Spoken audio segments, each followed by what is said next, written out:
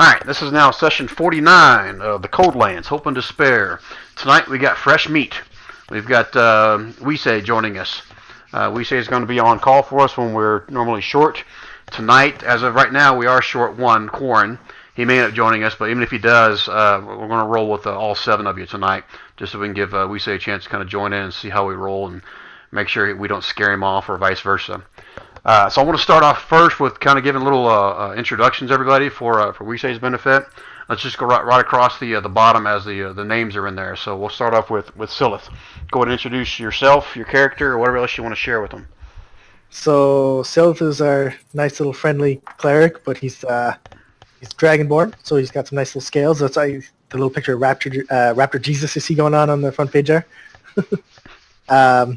He's essentially likes to help people. He's pretty good, but he's chaotic good in that he's got the god of luck and fortune is his chosen deity. So he's mostly about doing lots of good and getting paid for it. He's also, just so you know, Weisei's benefactor, savior, superhero. Because while you weren't here, I totally saved your life. Yeah, I'll do a quick brief recap before we get on as well, in case you guys didn't all see or read my little recap in there. So that's what I got. Okay. Thank you, Silith. Usul. Hi, I'm Usul. I'm a druid. I like to change into large beastly forms, and sometimes to the detriment of myself because people don't realize it, and they like to kill me, or try. Also, I'm not much of a healer. I have some healing ability, but if you're looking for me to heal, you might want to go elsewhere. I kind of like to mix it up, but I am a little bit squishy, so I can't really do too much. But I'm pretty good offensively on magic. Okay. That's it. All right, thank you. Okay, Baron. Baron is a pretty typical dwarf fighter. He's fairly tall for a dwarf. He wears splint armor and carries a shield and a battle axe, as well as a myriad of other weapons. Or walking armory at this point, I guess. You're a little bit skilled in the blacksmith too, right? Yeah, he's a decent blacksmith. He's not amazing. He can do a pretty fair job, and he's probably best at close combat. He's good at giving out hits and taking them. Although in that last fight, he pretty much stood back on the bridge and was shooting at stuff and missing badly. So Yeah. Not sure where stand in the middle of it and take a hit crap was from. I mean, he was just like, Yeah, Quarren's got this, right? That's the way you felt, right? sniffle. He didn't want to get involved, All right, anything else, Baron? No, that's it. Thanks. All right, thank you. Let's go to Sylvia. Oh, Sylvia's not here. Didamar, go and introduce yourself, please. Okay, yes. Diddy's a knight who sees the best in people. He's sort of average height, bit of a charmer, talks pants off most people if he can, and just sort of well, most girls if he can. What else does he do? He's a bit of a tank. Likes to stand toe-to-toe with the creatures. He tends to knock things out rather than kill them, though. So, if he thinks that they've got a chance of redeeming themselves, he knocks them out, but he doesn't show the same kindness to undead and demons and things like that. Okay. And that's yeah. All right, so I'll do a quick little intro of the guys that aren't here. Quarren, he's another member of our party. He's actually the longest tenured member of this campaign been run. I think he's been with me since session 2. He is a wood elf monk. We kind of tease him every once in a while. He's kind of like Neo from the Matrix. He just walks up and just beats the shit out of things. And he's only fell in battle, I think, maybe twice. Does that sound right, guys? I think once. Right. I think once when we lost Teaged, and just actually once in this last session we had here. So he just likes to run up and kick and punch and beat the shit out of all kinds of stuff here. He's pretty good natured by would you guys say? I mean, he's always looking for the lawful good side of situations. So he's not going to be the sneaky one. He's not going to be the one that tries to just run in and fight without asking questions. He's got a little more level head than say some other characters we have in here. The NPC that you guys are going to be playing with, his name is Renault. Renault Lightfoot. He's actually a former acquaintance of Quarren. Quarren met him a while back while they were traveling eastward towards Injast. Renault is a halfling bard. I think he has a hurdy-gurdy, which I didn't even know what the hell a hurdy-gurdy was before this character joined us. It's some kind of a weird-looking little, I don't know what it is, but you have to Google it sometime. But he likes to play his hurdy-gurdy. He also has a flute, I believe, as well. He's good-natured. He'll help you out when he can. He's not one that's going to get up in the middle of the fight. He's more going to kind of sit back and kind of protect himself. But he has been known to jump in and help you guys, I guess, regain some of your hit points back whenever you guys are hurting a little bit. I think that's. I'm back. Oh, hey, good timing. Sylvia, we're just doing a quick little introduction of your character to Wisei. So if you're ready, go ahead and give yourself a little intro there. Well, my real name's Kevin. I've been called worse, though. I play Sylvia, half-elf sorcerer. Family got killed by centaurs. Didn't know she was a sorcerer. That awakened her powers, fell asleep, and now she's trying to figure out what happened and how if she can save the people that got kidnapped away. Something like that. Okay. Also is a big appreciator of the hurdy-gurdy. Not just saying, but... Okay. And one interesting fact for Sylvia, I'll let you kind of expand upon that, but she also has a little friend that she's been trying to carry around in a pouch. Oh, yes. So we were in the ruins of Gukenmar, and there was a cage with some small creatures in it. One of them happened to be a miniature Grimlock-like creature, so I caught it and trapped it because, farm background, and that's what I do. And now it has like a baby Bjorn that I carry around, and I'm trying to tame it and make it my pet. His name's Daisy. Oh, and by the way, before I forget, that last roll you did was not your best bet at trying to tame the small little beast there. So just keep that in mind, that she was somewhat feisty as you're trying to soothe her on your trip up here to the Immortal Caverns. Yeah, I'm at 4 saves, 2 fails. Okay. All right, so now that brings us to the new gal, Wisei. Wisei, you want to give yourself a little introduction, either your character, yourself, or as much as you want to share. Go ahead.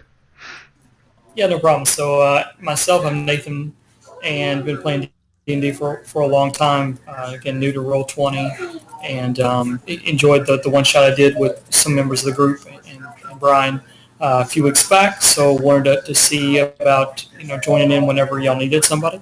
I made Wisei. I just kind of put letters together to see a name, so I don't really have a specific thing in mind. Be fleshing her out here. She's a primitive from the southern lands around Chult, or a little above that. She is a shadow monk, so she's going to be pretty sneaky, dashing in and out of shadows, doing damage where she can, poisoning where she can, and then getting right back out, hopefully. I do appreciate being saved, and in the time I wasn't here, it would have stunk to have to roll up a new character before I even got to play her. Okay. Anything else we say? Nope, not at this point. Okay.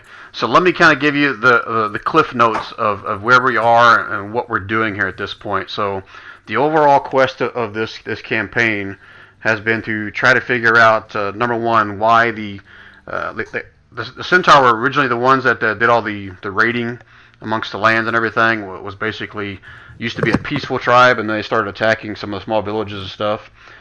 They have since taken the large capital of Damara, Helgabal, and during that time frame is when some of this group got together with the druid Jodel, and they were originally on a quest to travel some of the other neighboring realms to try to get some reinforcement troops and possibly some more supplies, because Helgabal was just basically getting overrun with all kinds of refugees, and they were hurting for supplies, food. They were getting disease breaking out. So that was the original goal, was to go out and try to get some more reinforcements. But since then, Helgabal has fallen, and through the help of Jodel, they've also discovered that the Centaurs are somehow in cahoots with the Slotty. Somewhere along the long lines, they found an old ruin underneath the mountain that kind of depicted possibly something like this, where It happened once before in the past where they came through some portals into the material plane. Since then, they've discovered a little bit more information about that through Jodell, that the Centaur are somehow like subverting the Centaur or converting them into on their side, and they've discovered that the Salati are reopening these portals back to the material plane and pouring through an attempt to, I don't know, destroy the material plane. They're not sure the ultimate goal of that, but everyone knows that the Salati are evil beings, and they can't be good for any of those coming in through the material plane. So, in order to combat that, Jodell put him on this quest to find the lost talisman of Talum. This talisman was used last time the Salati were invading the material plane, and it was used to basically destroy the portals that the Salati were using and drive them back into the plane of Limbo. So that's where the overall, I guess, quest is for this party, is they're reconstructing all the parts to make this talisman. They have the empty talisman itself. It's missing a gem out of it. The gem itself, they discovered it needs to eventually come from the plane of Limbo itself. It's part of the spawning stone that all the Salati pretty much originate from or worship, or it's going to be right in the middle of the Salati town, basically. But before they can go after that spawning stone and get the gem out of it, they have to build a gem core extractor. The gem core extractor needs some rare parts, and that's where they are right now. They're heading towards the Immortal Caverns because there is a type of ice within these caverns that supposedly never melts. And that's part of the tool they need to make this drill in order to drill into the spawning stone, extract the gem they need for the talisman, so they can therefore try to drive back the Salati. Did I miss anything there, guys? Sounds right. Okay. So hopefully that's not news for some of you guys. This campaign's been going on now for almost 2 years now, and I'm saying it's probably about 50% through, maybe a little bit more. Just depends on where the guys take the campaign at this point. So I'm just curious. Yes. Is it now? Right now, it's Corn, myself, and Asul, then Baron and Didemeyer, Sylvia, and Weisei in that order. That's like the order that we joined. I mean, like on the stream? Then that we joined like the game. Oh yeah, The campaign. Corn's first, and then I think it was Anthony or Silith. At that time, it was a different character. Then Usul joined. Then it was Baron. Then it was Sylvia. Then it was Diddy, and then Weisei. For the people that are here now, yeah, jeez. Right. So Anthony's been with us for a while as well. He's also been several characters. He was Trader McTraderface at one point, and was basically his brain was devoured by Intellect Devourer, and he turned on the group and actually killed one of our long-running members as well. That's no longer with us. How'd y'all not see that coming with this name, Trader McTraderface? I'm sorry? I wondered how they didn't see that coming with his name being Trader McTraderface. No, that's the name I gave him after the fact, or maybe he did. I don't know. I got that nickname. It was great. I was the party paladin, so I was the big tank guy with all kinds of nice tricked out powers, and then I used them for evil. Yeah. So as far as party dynamics, as far as like who's buddy, who's whatever, Usul and Korn had known each other pretty much the longest out of this entire group. After that, Baron joined them while they were traveling towards Gukamar. That's when he joined. And then Sylvia was was Sylvia before or after Diddy? Before, I think it was like a little bit before Diddy, because Right. you found me in the ruins, and Right. then we found Diddy on the way to where the dragon was, Right. up that hill. Right. I mean, as it is, Sylvia- Ben has known these guys for like 10 days, 12 days. Right. Yeah, I think Baron was on his way to the Gukamar Caverns as well to look for an ancient artifact, which actually he found. He's got a shield that runs back into his family for generations. Sylvia was actually a prisoner within the ruins of Gukamar, being held prisoner by a mind flayer within the ruins. The party infiltrated the ruins, pretty much miraculously survived the encounter with the mind flayer. So I apologize. I gotta go on this for a second because this was freaking awesome. So I think there were 2, maybe 3 of you guys left alive at that point. I think Baron was still pretty good in health. Everybody else was either like at 1 or 2 hit points or dead. And Quorum was down to 1 hit point, and he decided just to go freaking nuts. And he charged the Mind Flayer with 1 hit point and rolled 3 out of 4 crits on his hits. And basically beat the Mind Flayer to death and was able to basically save the day with 1 hit point. It was just freaking amazing. I thought for sure I think that was you guys are all going to be dead. Knocked him prone and give him with advantage, the shield. I think is what happened. Yeah. Right. So it was just unreal how that came out. But anyway, so they destroyed Mind Flayer, freed Sylvia. Then once they were out of the mines, that's when Dietmar showed up on another quest trying to find someone that was missing in the area. He joined up with them, and they have made it up here to Silith. I forgot about Silith. They found Silith and Renault stealing eggs. Stealing eggs, basically. Yeah. Saving. Sorry. Yes. That's good save there. Saving so eggs. they discovered them trying to help out some griffins find some of their eggs that were missing. Long story short, they were able to basically talk their ways out of being eaten alive by the griffins, and then the griffins in turn gave them the ride here to the Immortal Caverns where you guys are at now. Okay, so I think that's a long story, but that's how we got to this point here. So for now, I'm going to give you guys a quick little recap of what the last session was. For those of you guys who didn't read it, see it, hear it, whatever. See, prior to you guys arriving to this spot, let me move the map for you so you guys actually see where you are. Take off of this screen here. And Sylvia, I just dropped you in with the rest of them here, so we'll kind of figure out from there where or how. We'll just assume you were with the guys during this whole battle sequence here and everything. I'll do a shift click here, get you guys all in the same spot. You guys all see that? You guys jump in there? Yep. Okay. Alright, so a quick recap of the last session. So prior to you guys landing here, Quarren did send a message to Jodell with his sending pebble, basically warning him of the giant horde that you guys saw on your way here, about like 500, 1,000 feet down, whatever it was, of the giant horde of centaurs and other humanoid type creatures. You're assuming it was Slotty as well. Jodell responded back with basically understood, but Injas was currently under siege by another horde within the city. He told you guys to stay on task, and he would just see you guys back in Injas, hopefully, once you guys have retrieved the Immortal Ice. See on the map here, you guys can't see it all, but you guys are up against the side of a mountain. Pretty much all along this side is the mountain. All along this side over here, there's a pretty deep chasm. I think, as I said, it's like 50, 60 feet down to a frozen river.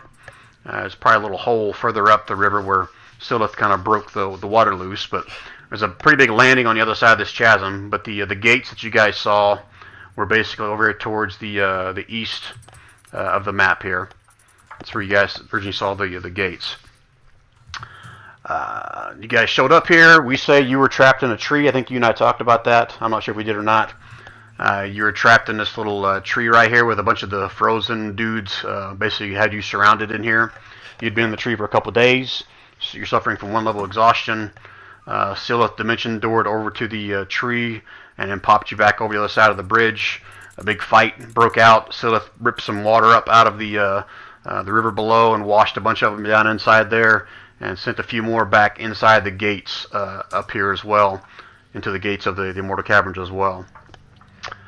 Let's see, what else? I don't think there was anything else important that you guys did last time that I missed. Baron and Usul did horribly at shooting stuff with bows and arrows, as I recall. I basically introduced your character, we say, as somewhat standoffish with the folks. I think I shared with the group that you were from somewhere to the south. I shared with them the story that I believe I shared with you, the fact that you were traveling up here with another group, hoping to find some artifacts and treasure within the Immortal Caverns. One of your party went missing. Then you guys were ambushed as you tried crossing the bridge here into the Immortal Gates from these frozen folks. Your entire party was slaughtered before you. You're the only one to escape into the tree. Does that sound about right, what we talked about? That's what I remember. Okay. You guys decided to take a rest right here in this little area by this little Stonehenge thing, which you guys discovered was some kind of ancient sundial the dwarves used. You guys did not finish your short rest before Usul woke you guys up of warning you of some wolves that were in the area. Everyone woke up, you kind of stood your ground, the wolves kind of receded back into the darkness, and I think that's pretty much where we left off in the last session. Did we finish a 4-hour rest? We had a short one, yeah. We had half our spell points back. Yeah. Right, that's what I recall. It was like basically 4 out of 8 hours is what you got back. So you're able to get half of your mana points back from that rest. Hit points, you can roll hit dice if you want to, if you need to, but you do not get the benefits of a long rest. Of basically, you don't get full hit points from that 4 hours unless you're an elf. You do your trance thing. Hey Brian, because I wasn't actually there in the battle, how do you want me to set up my hit points in my magic pool? You're good how you are. I'm not going to make you modify that. Okay. Almost everybody was healed already anyways. It was... Yeah, I think Renault went around and healed quite a few of you guys, give you some of your hit points back. So, I said at the beginning of the session, we say Silith and Renault are all suffering from 1 level of exhaustion. If you guys aren't familiar with that, you basically have disadvantage on all your ability checks until you guys can either successfully finish a long rest or you find some kind of magical means to restore those. What, I thought you put some, oh, it's an E. That's what it is. Okay, yeah, I see it next to our names. Yep. Yeah, so now you know it doesn't mean evil. It just means Or exhaustion. does it? Alright, so this is now yours. You guys it's currently around, what'd I say? Let me go back and look at it. It's currently around midnight right now, so it's pitch black outside. You guys had about a 4-hour rest. You guys are woken by Usul, basically, saying there were some wolves off to the east or west. You're not really sure. It's cold outside. It's bitterly cold. There's probably about 6 to 8 inches of snow all around you. I know it looks green here, but through the mind with me a little bit. This tree right next to you does not have leaves on it. It's completely bare, and the entrance was back over here. Okay. So, what would you guys like to do? Did we fight off the wolves already? I thought we already... They retreated back. Did you what? That's what it was. Yeah, I was like, no, I thought we already saw wolves. Whoa. So what do we... I think Usul was the only one that actually saw them, as I recall. Now's as good a Yeah. time as any. Yeah, let's go. Up this way, boys. Let's go. Did we figure out a light who can't see in the dark? The torch that's on the ground there. Yeah. All of it. I forgot about Yeah. that. It was like, which is this? Yeah. It was Denny's? Yeah, Baron threw that torch out there, as I Yeah. recall.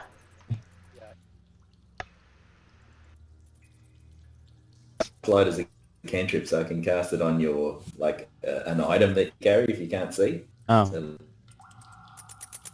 Oh yeah, Renault. Just He torch said he could cast light on pretty much anybody.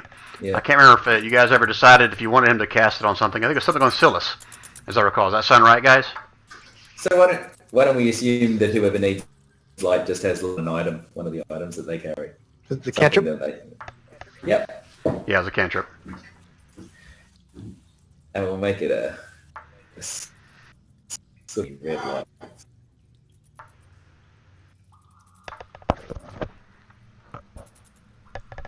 Cool. If you guys are heading that direction, I should each of you guys to only move your 30 feet at a time, so you guys don't get fully Okay. separated. Okay. We'll make sure we're all staying together. I'm hugging with the bear. Dude, I'm leaving He's Corn a where he great is. If Corn shows up, I'll let him decide where he is in the group. But for now, he's kind of out of it until he shows up. Are you guys leaving your torch there? I think Diddy's got to move it. Just the one who has control of it. Oh, it's Baron. Baron has to move it. I'll just put it under my character token so I can move them simultaneously. There we go. That'll.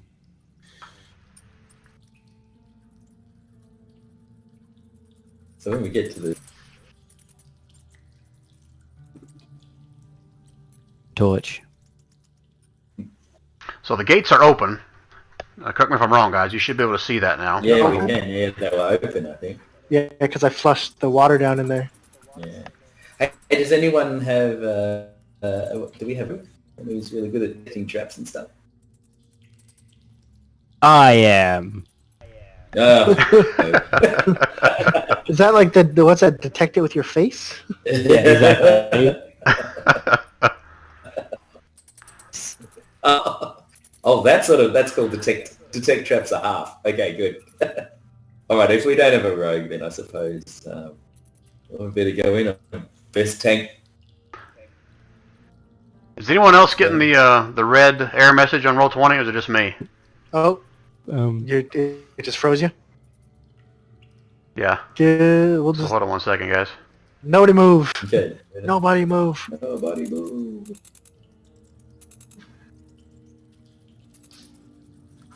All right, let me do a shift click. I don't know where it went here. Everything's black on my screen.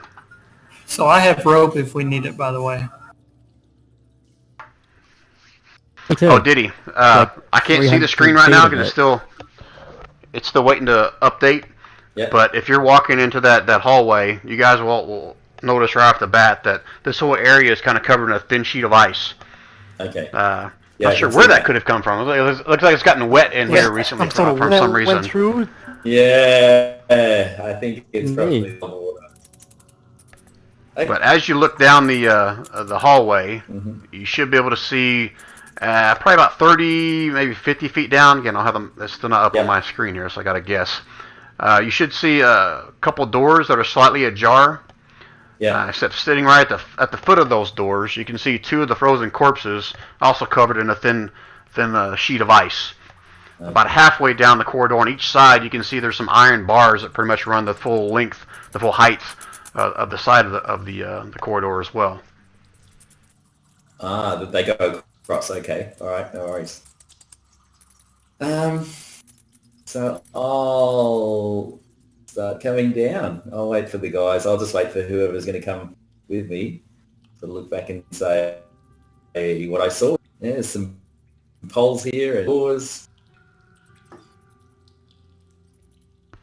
As the first of you start kind of take your first step in there, you realize that this is going to be very tricky terrain to try to walk across. Yeah. So you need to be careful as you're walking through here. No wisdom check needed for that. It's obviously very slick. I'll put on my little spiky shoes that we got, our part of our things that help us if we still...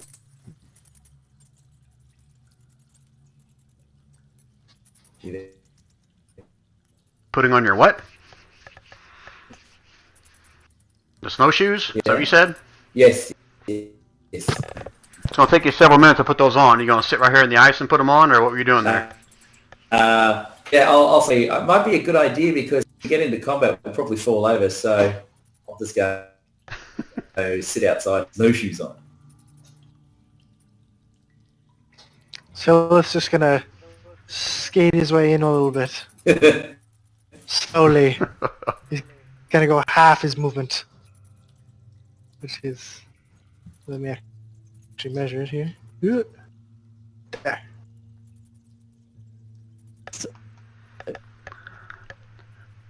Underlay his way along really pissing the me off. eyes. What? Oh, just saying this Roll20's pissing me Oh, off. did it crash again? Why, it's still freaking... That's still got the red mark, the red little error message up there at the top there. Man, my voice is not breaking up, right? You guys hear me okay? You do Okay. break up a little bit. You kids on the Xbox again? I don't think so, but... Alright, 1 second, I'm going to switch to a different router, see if it is. I got one screen up, it's fine. The other screen that I'm recording is actually all black, so it's kind of got me perplexed as to what's going on here. Zoomed So, into the 1 wrong second. spot? No, because it's still got the red error message up there.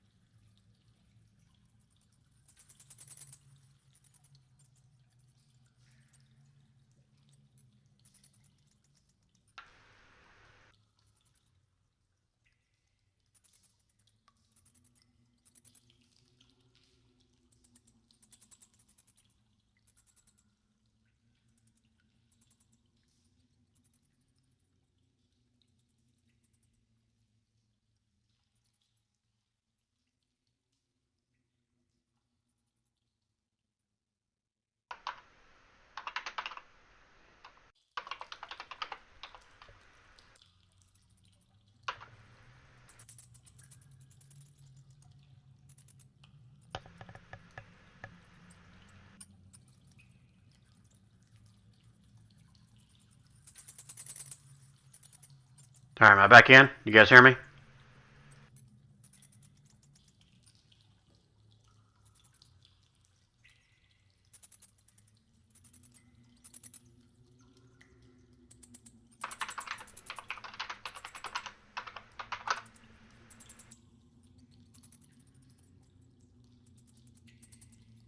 Hello? Testing? 1, 2, testing?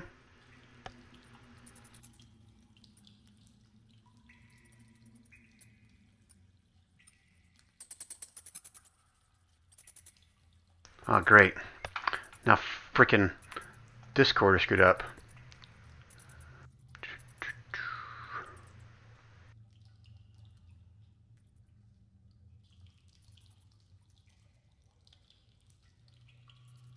And how about now? What the F is going on? Alright, I'm going to shut Discord down and fire it back up.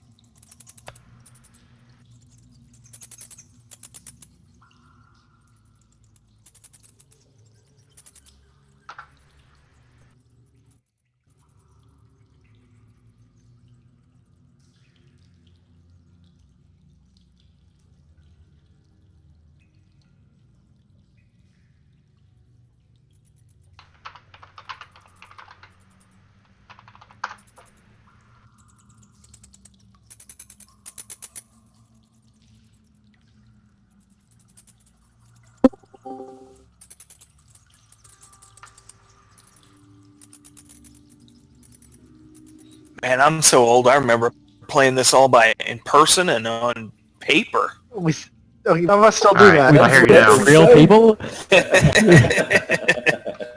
Yeah, that's how we used to do it. It's like I was playing D&D at the local game shop, and somebody was like, "Oh yeah, this is pretty good, but sometimes it's better when you're with a group of people and you're playing it, but then having everyone show up is a good time." You're like, "Oh, you actually have people who Show you up? play in person elsewhere?" And it's and of course I said, "Yeah, but you have to have friends to do that, right?" Man, because everyone was basically new and didn't know me, that made for an awkward 5 minutes. Great. Great. Did you come out of there with any new friends? I suppose. It's all good then. I mean, I haven't invited them over for D&D, but since I assumed they wouldn't show up, I just didn't bother.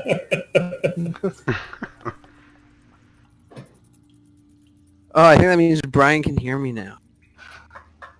Yeah, I can hear you. Brian's listening to this whole thing. He's Wonderful. like, what? You guys are terrible. We Brian's could he's just we- judging us. We could hear you the whole time, Brian. Be Yeah, I right can back. see your getting more responses beer. in row 20. Just can't figure out for the life of me why this other freaking screen of mine is just locked up.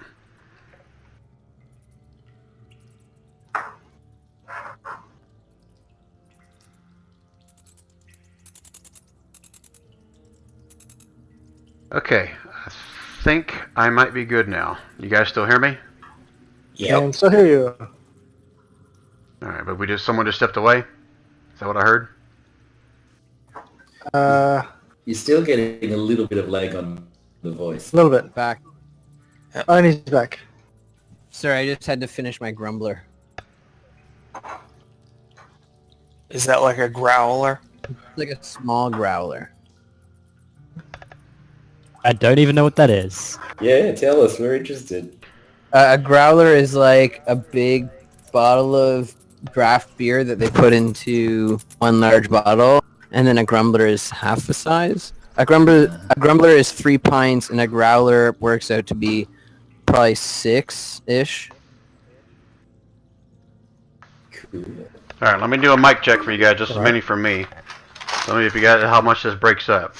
Baron Frostbeard has AC of 21, passive perception of 14, strength of 20.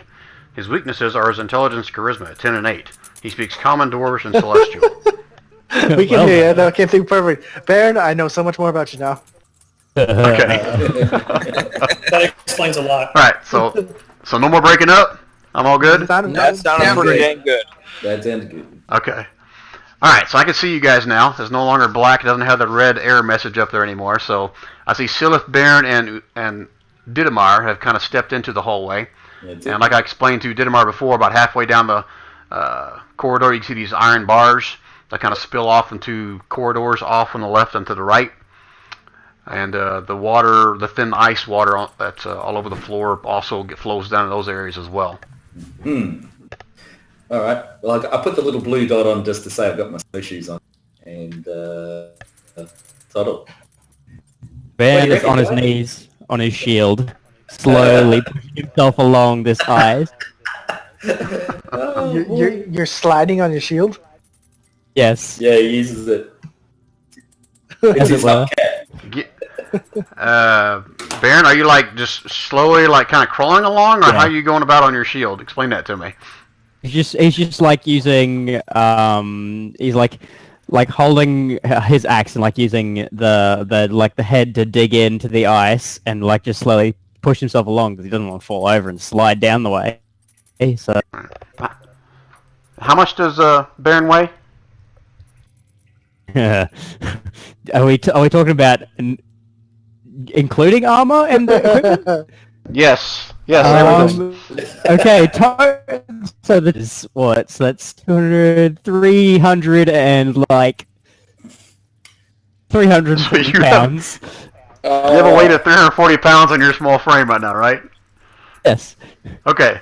So let me kind of explain what Silith and Diddy and Usu are seeing right now. So you see Baron sitting on the shield, and I'm assuming he takes an axe to try to move himself along, and he cracks the ice a little bit, and you hear the shield slide a little bit, and you hear a bunch of crack, and it kind of sits back down and kind of breaks through the ice. So it's kind of like leaving little bitty shatter marks every foot as he kind of drags himself along on there. A skating ice. Rape! It's like a car driving, missing the rear axle, just drag on the ground. I'm your icebreaker. Let's do this. Diddy calls over the bird and says, "Way to be stealthy, pal." Wait, No way! Crunch, crunch, crunch. If you're having trouble, I'll push you. Okay. Try to straight ahead. I was like, I don't think you can go left. Isn't that solid bars? No, can't go through that. Yeah. Can't go through that? No, those are All right. those No, are bars. You're a little too wide to go through there. Okay. Well, I'll see how old this is. I've got gloved hands, so I'll grab hold of one of the bars and give it a yank and see if they easily come out of the ice. You're trying to pull it out of the ice from below you. Is that what you're saying? Yeah. Just going to see if they if it's really ancient structure and easy to rip it out. I'll Give me a strength check. Okie dokie. Growl. As you grab a hold of it, you can feel like the skin in your hands kind of starting to stick to the steel metal there, but it's not budging at all. Yeah. That's why I was wearing the gloves. Okay, no worries. I'll just go. Damn. Looks like somebody gonna pee on your hands. Nah, it's alright. I'll pull my hands off and they go. Okay, I suppose it's the front doors then. So I'll just head. As you can kind of see through the door opening a little bit. I think that's how I had the dynamic lighting set up. You can kind of peer into the room in front of you. All you see is just more of the ice kind of spread out across the floor out in front of you. But you're gonna have to like climb over these two dead bodies to try to get through the doors there, because they're kind of frozen in place and kind of got the doors stuck with all the frozen ice and everything that's there. Oops. Not Okay. bad. All right, I'll check them over, make sure they've got nothing valuable on them. And, I'll move them out of the way and try and climb over them. Shill's gonna move to the side to get more room, give more room for the rest of the party to come in. Okay. Yeah, Renault's pretty much staying across the back and kind of tentatively looking back and forth to you guys and tentatively going across the ice, just being careful, and looks back behind him at we say, Says if you said you haven't made it in this far, right? No, we only made it to the start. I have no clue what lies ahead. I don't have a clue either, but I don't like it. That's why we're exploring. All right, Baron and Silith, give me a perception check. Oh, yeah, I always did awesome on those before. Sure. Hey, I promise. This is my fortunate day. Woo! Woo! Damn! We can see Look the at you universe. guys. You can How about that? you can see the future. Yeah, that roll. Silith. Okay, so let's go with Silith first. Silith, you can see back into this this room back beyond here, and your eyes, Oh, your I see. dragonborn eyes, are starting to make out a little bit. Looks like you see a bunch of really old, rusted metal fragments. You can't quite make out from this distance what they are, but looks like there's some kind of refuse all the way back there in the back. And you think you see something looks like an old battle axe, but there's no handle on it, laying up against one of the walls over there. Do I know? Do they look dwarven? You have to give me a different check for that. Perception is what you can see. All right, so let me go. Hold on. Let me go with Baron, what he sees in this room. Same thing. You see a bunch of refuse kind of along the back, some metal fragments. You see some, looks like some stone benches maybe, or some kind of a stone rack or something along the back side over there. And you also kind of see something out of the corner, right around the corner here, some kind of movement. So I have shadow step. This is what we say. I have shadow step. If you want me to step behind the bars, let me know. These things up, it'll be loud, but I could do it.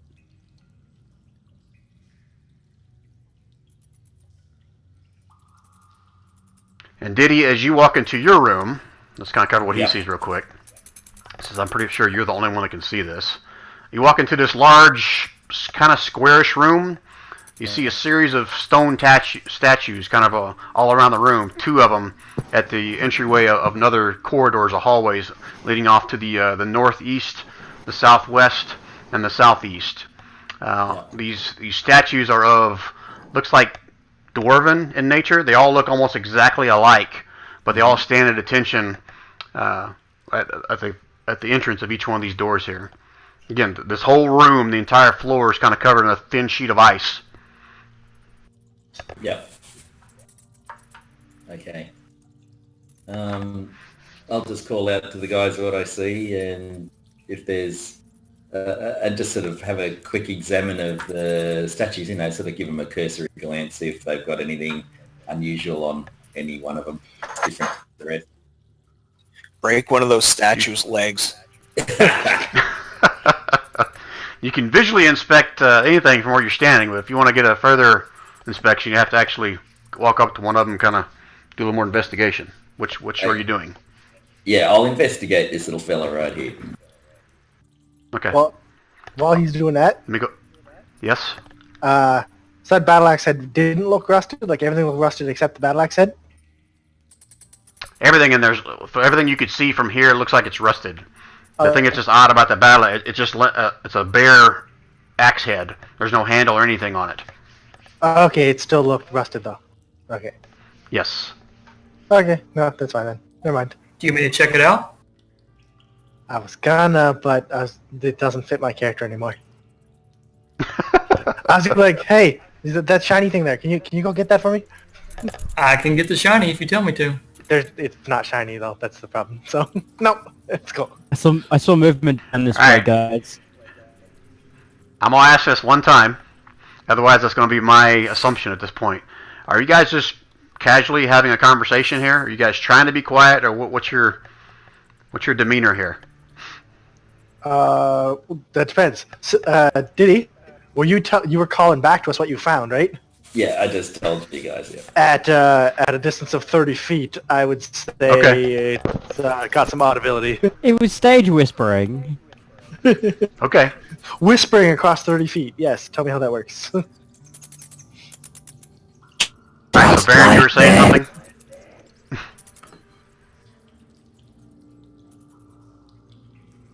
Baron? Baron, saying you're there's saying something. moving? On the guys at I saw something moving down this way.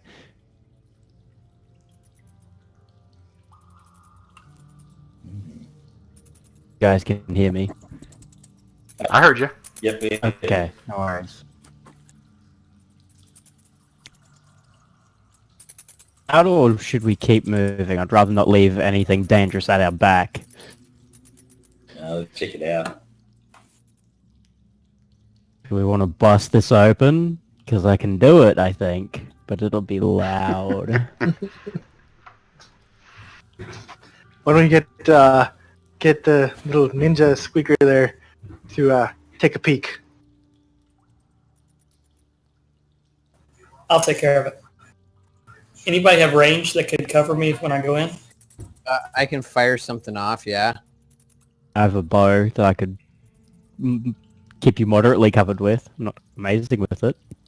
Which path are you going down? The bottom one or the top one? The bottom with the movement. All right. So Wisa walks up to the bars, or walks actually behind Baron and Sylvia, carefully.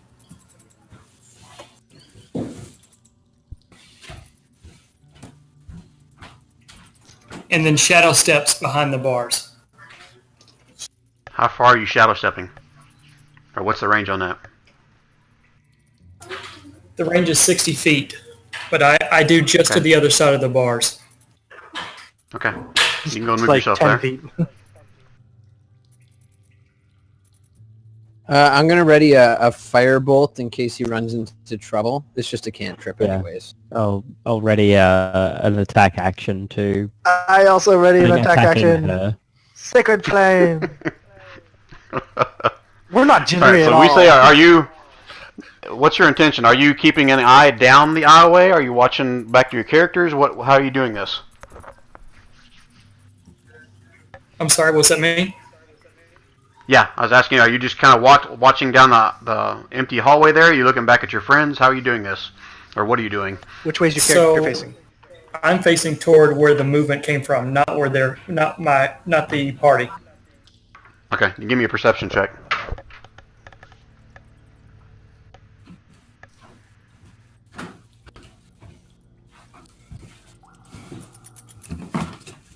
Okay. With that, you can actually see movement a little bit more. You actually see a pike kind of starting to walk around the edge of the corner here at this point, and now we can all roll initiative. See a pike walking? You see a pike kind of sticking out around the edge of this, this Oh, corner. okay. You guys should be able to see that now. Gotcha. Nah, my thing's not reaching it. So whoever had a action ready, we'll let you guys do that as soon as I get the turn order going here. Cool.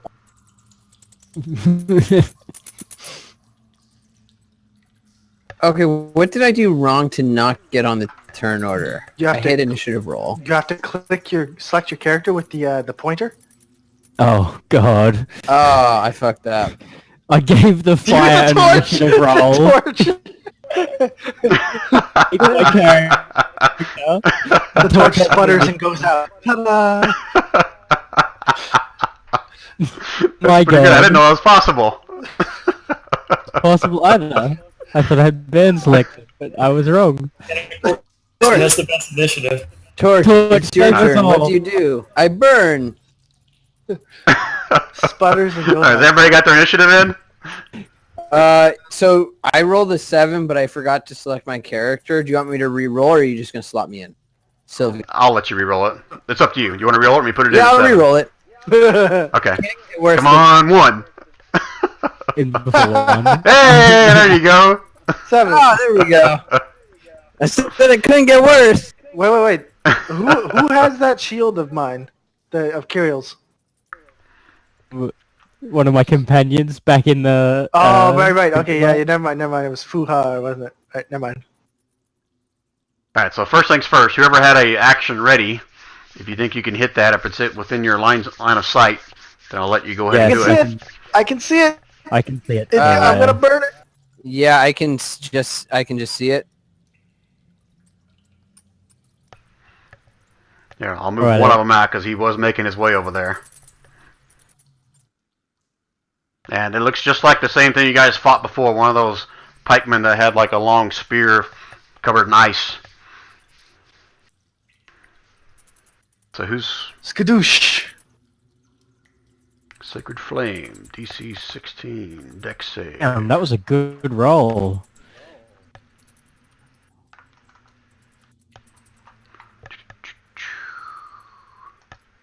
Axe. Why did it hit the battle axe and This not wasn't the so bow? good. Ignore the axe. You That cannot... didn't happen. He just throws Brandon the picks up axe. his axe and drops it. He drops it on the other side of the bar. Here you go, we say. Alright, so 15 from the Sacred Flame. Hang on, sorry, I'm trying to roll a firebolt, but it's not. Oh, are you do you have your character sheet popped out? I do, I have it popped out. Go actually to the spells tab then. Oh, okay. Alright, whatever Sylvia's getting ready to cast, Sylvia's kind of beats you guys all to it. His Sacred Flame shoots over across top of we say down the end of the fountain. The thing just bursts into a big flame, and then it kind of just falls to the ground in a bunch of bones and pieces. So Sylvia was also doing a firebolt. Yeah, for some reason it's not casting for the...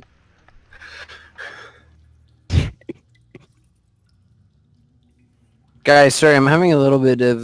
So, okay, try close your popped out screen, and then just open Gotcha. it so it's overlapping the roll 20. Oh, you know what I did wrong? Guys, I'm an idiot. For some reason, it's at what level? Oh, yeah, So- you should have had a pop up says Oh. what level you can cast at. Yeah. Yep, done that before. I had like 5 of them open behind my screen. They just kept Yeah, clicking. great. It's like, damn you! Work!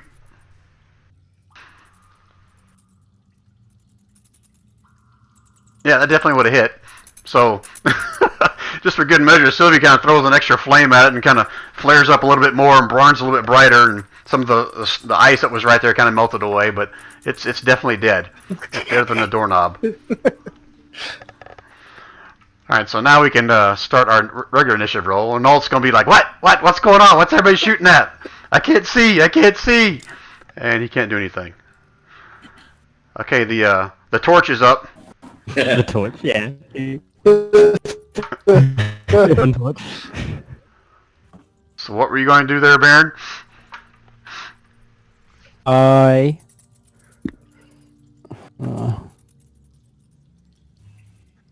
We say, have you got this handled? It's in. The sandal? You have this handled. Oh, handled. Oh. Yeah, I got the dead one handled pretty easily.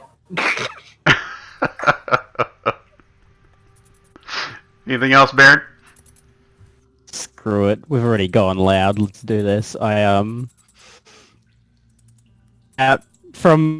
my smack one of the bars as hard as I can. You trying to break Are you it? really?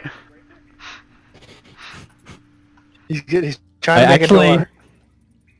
try to turn bars into a door.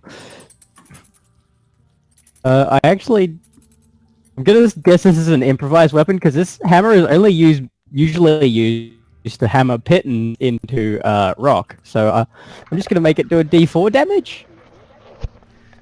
Okay. Go ahead and roll it.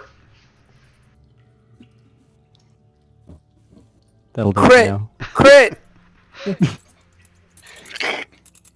Is that hammer plus 9? Holy shit, it's plus What I 9, really? get- That's what I get to attack. Yeah. Jesus. Oh, he added Okay. his strength to it. That's Yeah. Alright, so you guys all watch as Baron sees this one thing light up with and smoke and fire kind of drop to the ground, and he starts frantically beating on one of the bars, and clang, this loud clang goes all, and it bounces off all the walls, echoing back down by you, Diddy, and around the hallways and back. And Diddy, you look at the damage you've done to it. You got a little bitty nick on one of the bars there. Tiny Doesn't little seem to nick. be doing a whole lot of damage to it, but it made a hell of a lot of noise. Well, they know we're here. Okay. I do not do that again. Anything else on your turn, Baron? Hide and shame. Okay. All right. Did you hear this loud clanging originating from back behind you a little bit? Not sure what the hell's going on. Okay, so I sort of look behind me and see which way they're fighting, and I go, okay, all right, well I can see what they're doing, so I'll head over to this door here and try and open it.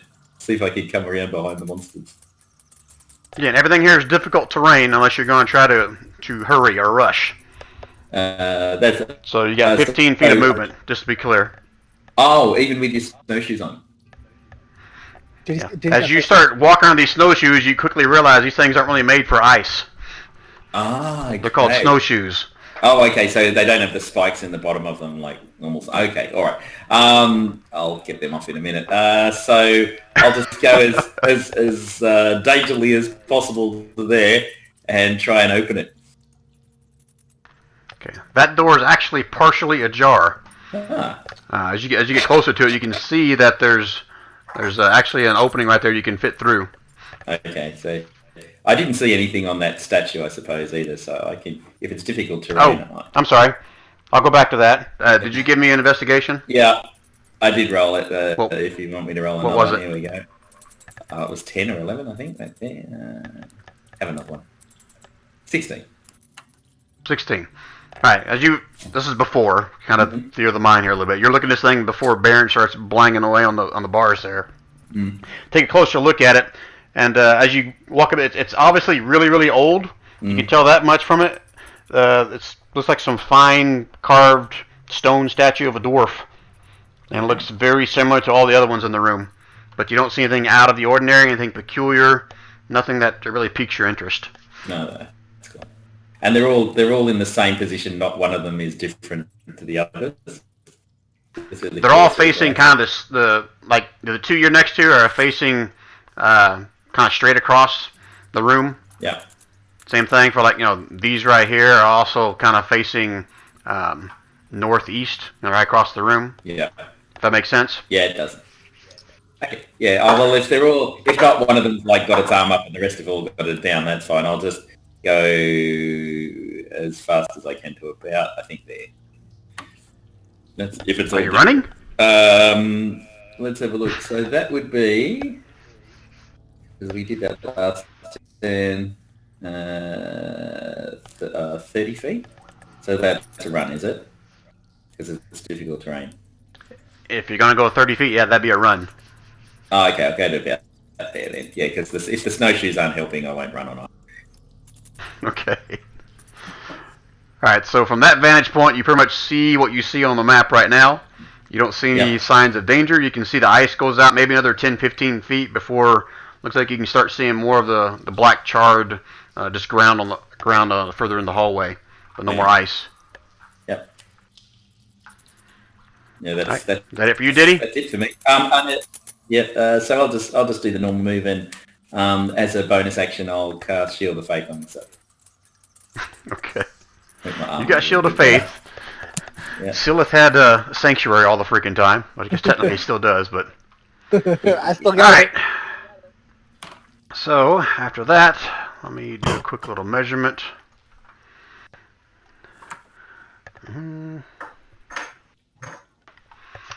Alright, so we say we'll be the first to see another pikeman come running around this corridor.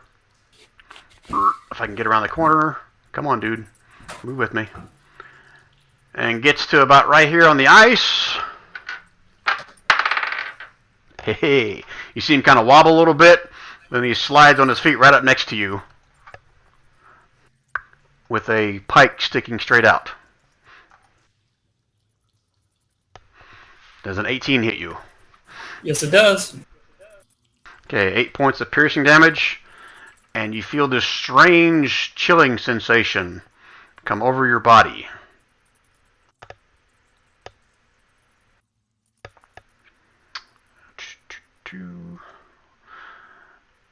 You get a cool looking color on you.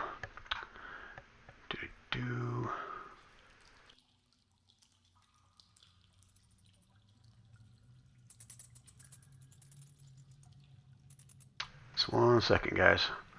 There might be something else going on, but I'm not sure what that might be.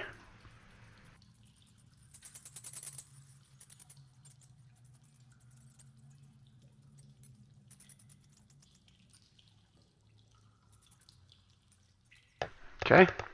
Usul, your turn. All right, I'm going to go ahead and ready my bow, peaceful slumber, and also I'm going to move up to where these doors are so I can kind of keep an eye on Diddy and the rest of the group as well. So I'm going to plant myself right in here so I can try to see both and hopefully In difficult coordinate. terrain. Okay. Only 15 feet unless you're running. I will go ahead and run. All right, give me an acrobatics check.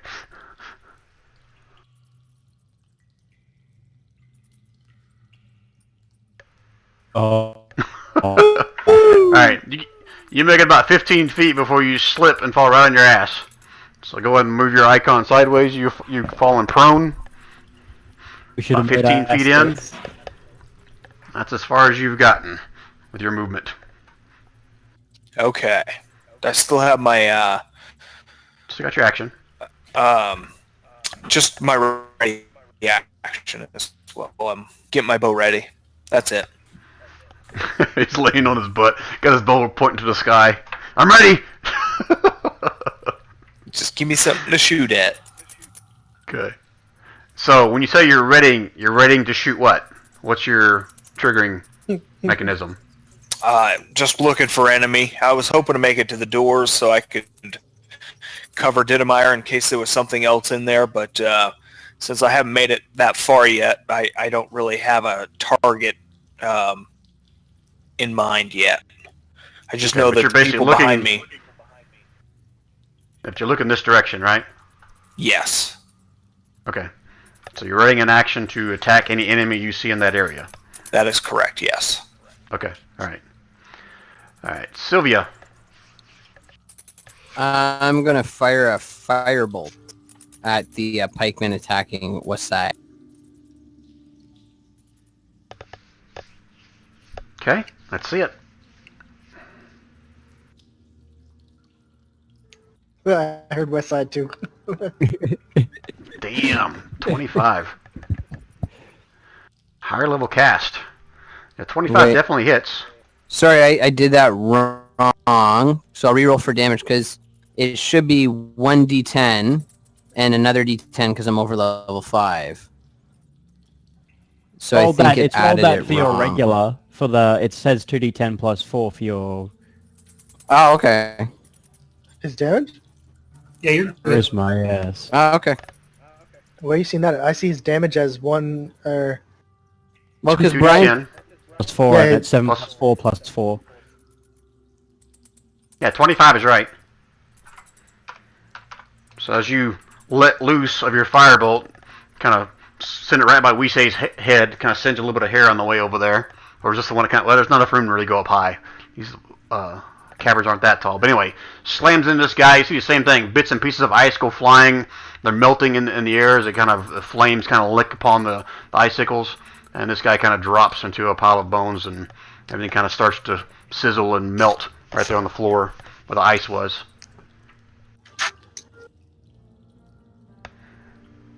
Anything else, Sylvia? No. Are you sure it's 25? I mean, I'm looking at the rules in my book here, and it says, make a ranged spell attack. On hit, target takes 1d10 fire damage. And then... I think at higher levels it becomes 2d10 on Yeah. that cantrip, as I Yeah, it recall. becomes 2d10. So it's right? Like 25 is correct? I just want to make sure. Yeah, you're good. Okay. Okay, that's all I needed to know. Just want to make sure. Okay. Eat All right, shit. that's it for you, Sylvia, or are you moving or anything? No, because I just saw some guy wipe out, so I'm taking her easy. I don't want to fall on Okay. Daisy. All right, we say got a little small section of your hair, a little singe there, a little bit. Not happy about that. And it's your turn. What would you like to do? Are we still in combat? As of right now, yeah. don't see anything. I That's did right, ring you the dinner don't. bell. I go ahead and shadow step back to the other side right here. Okay.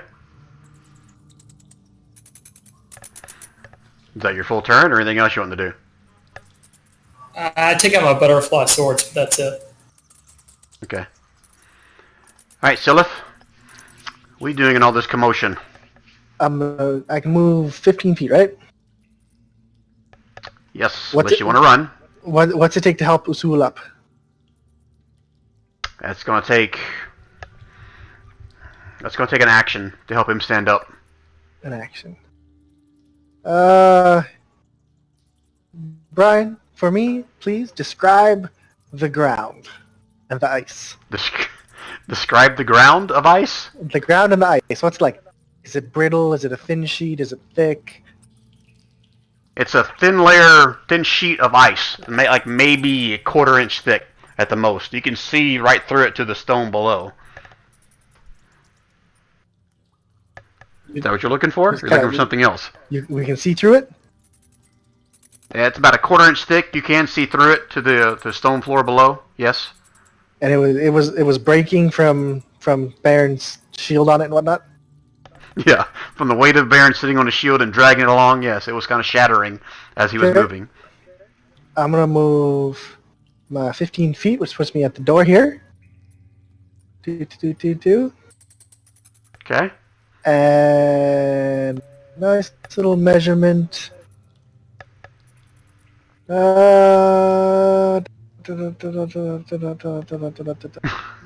right there. Okay. We're gonna do a little something I like to call tremors. I'm gonna cause some harmless tremors in the ground for 1 minute and see if I can't break this ice up. Oh, damn, that's nice. Is that a? Let me read it real quick. It's a minor wonder sign of. It's one of my cantrips. Okay. So it's if. See the key. Go ahead. So it's within 30 feet. So I was like, that's why I was asking about the ice. Like if the ice is pretty thin, if the ground's shaking, it'll break. If it's thick, it ain't gonna break, right? Yeah, I already the have thing I'm- weakened I'm- some of it. Yeah, just have Baron run around on the shield, scooting around a little bit. He'll make you guys a path. All right, so here's what I'm going to do. Since the description of it says it's a harmless tremor, I'm going to let you roll to see how much damage this thing really does. Let me just figure out how I want to rule this, how I want you to roll. Give me a d20. All right, Roll me a d20 here we go. to see how good you are controlling these tremors, directing them. Pretty all right. Wow, that is pretty good. So let me. All right, let me do this. It wouldn't. I was like, it won't cause a cave in or anything, but like if the ice is sitting on top, maybe it'll shift it, break it up a little bit. Now we got chunks of ice on the ground instead of, just. I wasn't picturing like crumble away the ice. I just pictured being broken up and like, you know how when you step on cracked ice like a puddle or something, if it's cracked, it's easier to step on it when it's slick and flat. Right. All right. So since you got a 17, and which just top point are you directing it towards? It's within Idamar? 30. It's within 30 feet of me radius. It's a radius within 30 feet. Okay, so that'll make my job a little easier. Yep. So that's why I moved up to the door first. So it, All right. Let's see how this works. Oh crap! Not a square. I want a circle. Damn it! Get rid of that freaking square.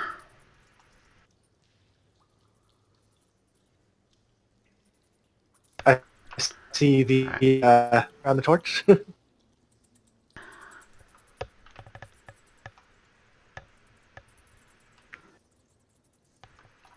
Anything within that red, I'm going to rule is pretty much broken up and no longer difficult terrain. Hooray! So right next to Diddy. Okay. Anything else for you, Silith? Yep. So now that it's not difficult terrain, what's it take to get a Sewell standing up? But still going to take an action to get him up. Okay. You cast something and put him up there, and it's still going to take you an action to kind of help him get up. Okay, it's not the same as with us. It takes half a move. Okay, no, that's fine. That is. He's prone. I mean, once you get there, you'd be safe. You can get purchase on your feet as long as you're not running. It's just still an action that can help him get up. So, but because I had to be careful moving over here, my movement's already expended, so I don't get 15 more now. So I am. Correct. Okay. I did think that right? Yep, that's good. All right, so let me see if Renault has anything that he can help you guys with.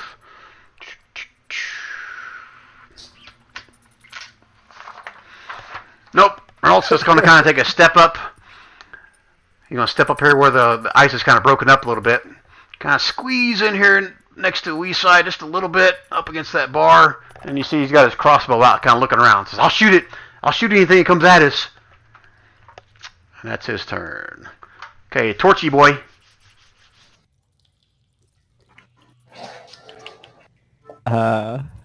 What to do? I guess I'm just going to move down this direction. The ice is all broken. I hope you're not trying to scoot on your Understand. shield still. No.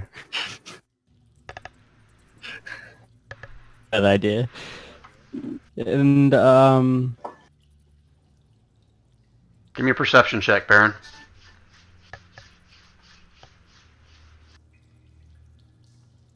what is the last one? You see Didamar in the room. You see the ice where it's kind of broken out, where it starts getting slick again, but that's all you see.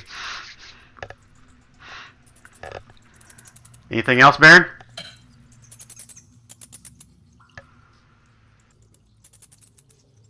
I just ready an attack in case an enemy enters the room. Okay. And how would you define an enemy? Someone not of the party. Okay, someone not of the party. Okay. That's good to know. Threatening, Alright. has a weapon in their hand or something, you know. Clarification. Okay, Diddy, your turn. So Diddy, Give me a perception check before you do anything, Diddy. okie dokie. Here we go. Perception. One of my greatest skills with a 0. Here we go. Woohoo! Nope. You kind of you would have heard the ice cracking around you, but you don't really see anything else. Yeah. Oh, down in the distance, I can see those two. There's some creatures. So I say to Bayan, I go, "Hey, there's more of those ice guys down this way. Do you want to come and give me a hand?" I'll be there in a minute. Okay. I'll stay just here. They're about 30 feet away. So You want to stay there? You said. yeah. So well, I can't go much further anyway. But what I'll do is I'll try and use the open doorway, as a bit of to funnel them in. So, Okay. and try and so I'm just going to stay to the left of it, keep an eye on them, sort of peek around the corner and go to Bayan. They're in there. It looks to be about let me count them. Oh yeah, it's about 10. And I'll say, "Hey guys, are we going to be friends now or no?" I'll call out to them. You don't seem to get any kind of reaction out of them. Yeah. All right. Because I know they're not undead, right? So I'll just keep thinking. Yeah, I tell you guys about down this corridor that I'm facing down. There's a whole bunch of them. And All right. already in action. If Satu gets there and they're looking aggressive, I'll have a whack with my greatsword. Sure you will. All right. So you see them, all of them, kind of make their way right up to the edge of this where the ice is. Mm-hmm. You can see 3 of them just standing there with some kind of. You're not sure if it's a shield or it's just a big block of ice or something on their front of them. And you see 3 more walking up behind them as well, wielding those giant pike-looking things that you saw earlier with your fight out by the bridge. Yeah.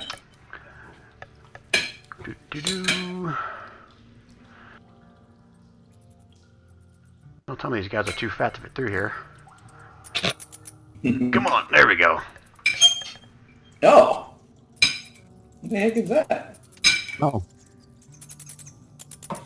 Alright, Baron, you don't need to roll a perception check for that.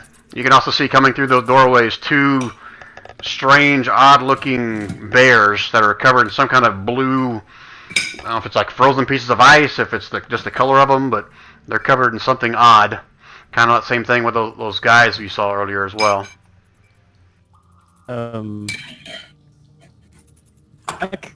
Question mark? Sure. Arrow at one of them.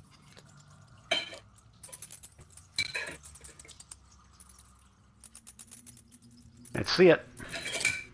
It's a strong 8. You see it kind of shoot towards him, but the bear just kind of looks straight at it and goes right over top of his head. Kind of brustles his hair a little bit, but just totally misses him. One each That other. was. Anything else?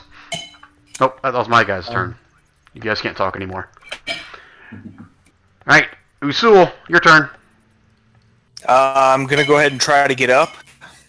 Is that going to still take a full action with the ice all broken apart? Give me an or whatever it acrobatics. was? I'll let that, acrobatics or dexterity, I'll let that decide.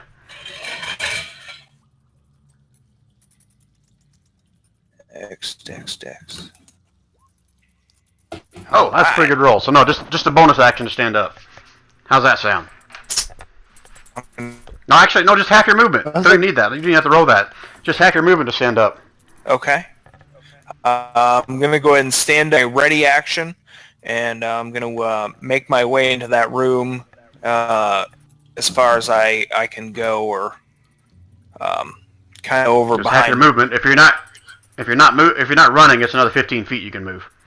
Yep, I'm going to just move in behind Baron there, and Okay. turn myself over. I can see those bears. Is that correct?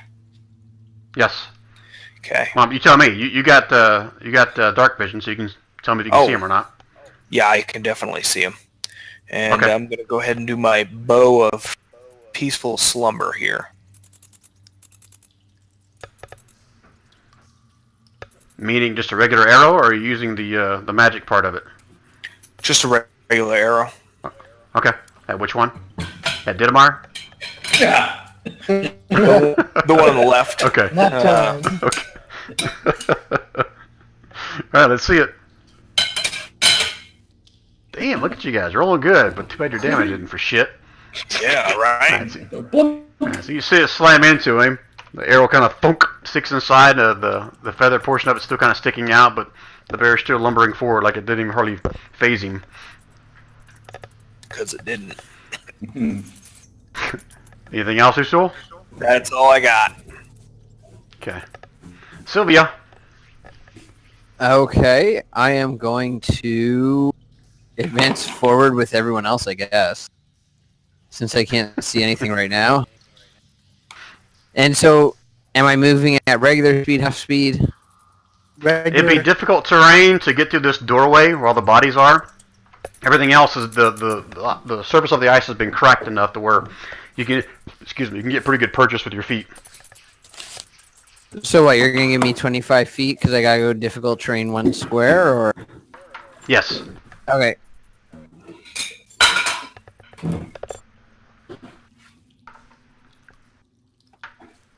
Okay, so I'm going to pull up right next to Sicilith. Okay. And do what? And so I can see that whatever that icy thing is way off in the distance. Can I tell what it is from where I'm standing? Ping on what you're talking about. The icy thing in the distance.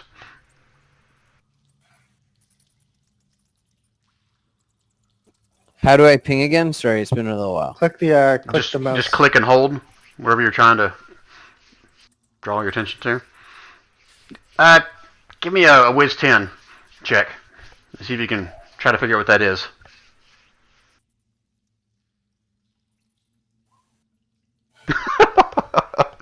You think that's like some kind of a little ferret or weasel, but just a lot bigger. Okay, I'm gonna firebolt it. Okay. I'm not taking my chances.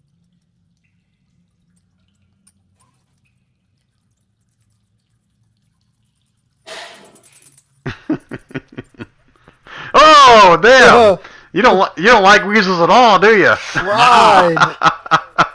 Holy shit! So that's 13. That's 32 and 26. That's shit. It's 50, dead. 58. That Yeah. math right? It's 58. dead. Yeah. You got- You kind of blast this thing with a firebolt. You see it like it almost hits right in the center of its chest, and you see it kind of look down for a split second as the chest just kind of gapes open. The flame goes inside of it, and then the whole thing just explodes into bits and pieces of ice and blood and fur and guts, and just splatters all over the floor there. Okay, I just want to know. Holy shit!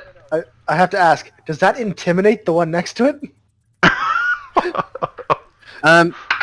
Does it add to intimidation if after I release the fireball, I lift my hand up to my face and blow the smoke off my palm? No, but that does give you like little brownie points there. I'll give you inspiration for that. How about that? Woo! How many cards do you have? I only have one. But I am going to give you another card. So hold on, let me pull that up here. While I'm doing that, we say, what are you going to do? I'm going to step up into the room. I have 45 movement. Oops. Alright. That's fine until you step on the ice. Alright, Sylvia, I think I just dealt you another card, so... Yeah, I just saw it. Okay.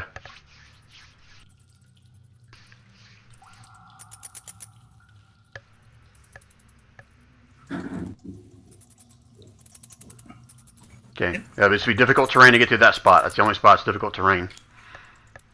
So that's difficult terrain right there. Yes.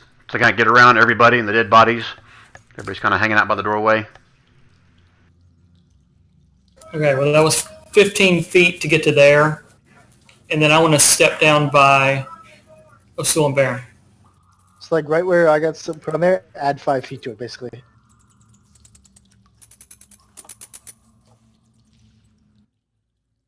So you would have gone like 27 feet, 30 feet. No, he's a monk. He's got more Yeah. movement than that. I got 45 movement speed. Yeah, but he would have used 27 to get where he is now. I was just keeping track to put a little movement thing on so you can figure how far you went. And You move anyways, maximum of 40 feet we're talking about here. and inside the red circle is the non-difficult terrain. So is the only enemy I see alive this one? From your vantage point, yeah, that should be the only one you see. Not that I'm saying there's any more anywhere. No doubt.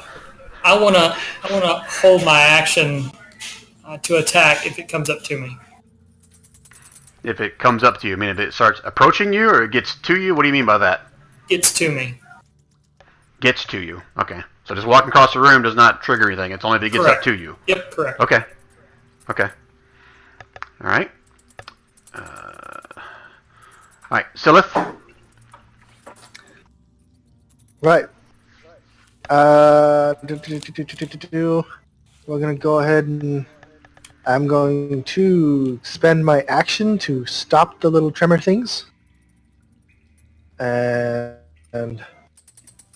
I have how much movement do I have? I have 30 speed. You're gonna have 2 squares of difficult terrain if you're gonna try to fit through there where everybody else is kind of stopped. One to get over the dead bodies, and then one to get through the crowd of people. My movement's 30, so I can go 20 feet then, right? Yep. The lizard's going to the front. God help us all.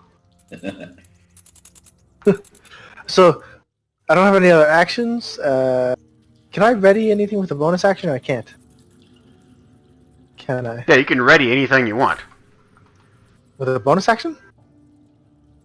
Yeah, you can ready a bonus action. Doesn't matter what. When you ready something, that's going to be in your action. Whether it's an action or a bonus action, whatever. That's going to be all you can do with when you ready something. Gotcha. Well, you know what? I'm not worried about it. So it's gonna be like walk in and be like, Jesus Christ, giant friggin' werecat thing with joggers, and then he's gonna sanctuary himself. Yeah, of course you are. In the front. That's my favorite spell. Okay, anything else, Silith? That's all I got. Okay. Alright, Renault. Let's see. Can he see anything? Where's his card? Oh,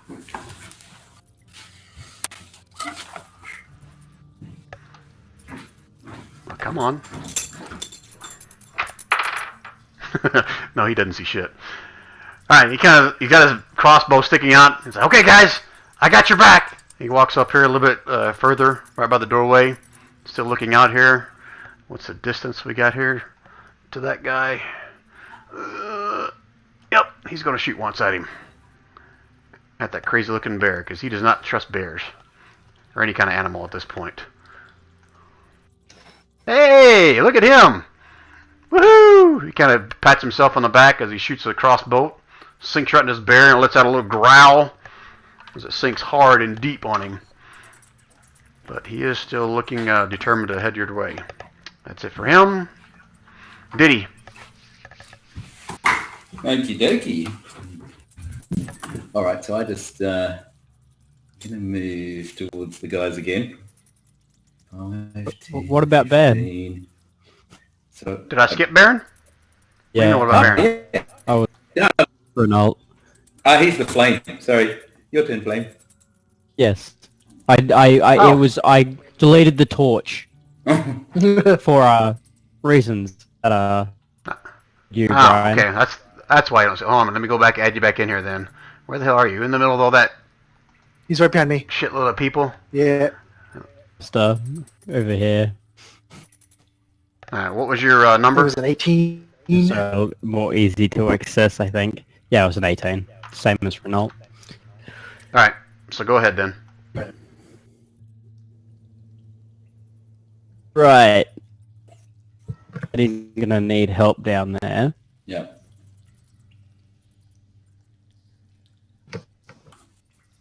So I said there was about 10 or so down this way. And I can see there's some on the other side as well, by the way. Oh,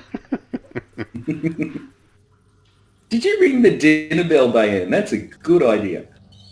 in the bell, yeah. Well, to come to us, and we don't have to deal with them as we're going through. Diddy looks at you with sincere admiration and goes, "You're a genius. I love it." And then I run and jump 10 feet in this direction, and then I jump to Dittemaier's side. Where's the ceiling here? Because I hope I don't hit my head. Wait, are you seriously saying you're going to jump? Yes, I jump. Now, this room that you just walked into, it's probably got ceilings probably about 20 foot tall in here. The corridor you just Pretty came out tall. of was maybe 10 foot tall. Easy, easy. Yeah, I leap. You leaped. I leap. You're going to leap. Brian. Alright, so, Brian. yes, I just have yes. to say it. Outside the red circle is slippery ice. I know Yes. that, you don't tell me that. Alright, so Baron, you can easily jump that far, but now I need you to give me an acrobatics or dexterity at disadvantage. Will be. Oh. Oh, 8! That would have been real good if it wasn't for advantage. Alright, Baron, so you jump over there, you land on your feet, and you immediately slip and fall to your ass, and you slide about another 4 or 5 feet down the hallway right here. This is fine. No. Oh no. So go ahead and put yourself prone there, Baron.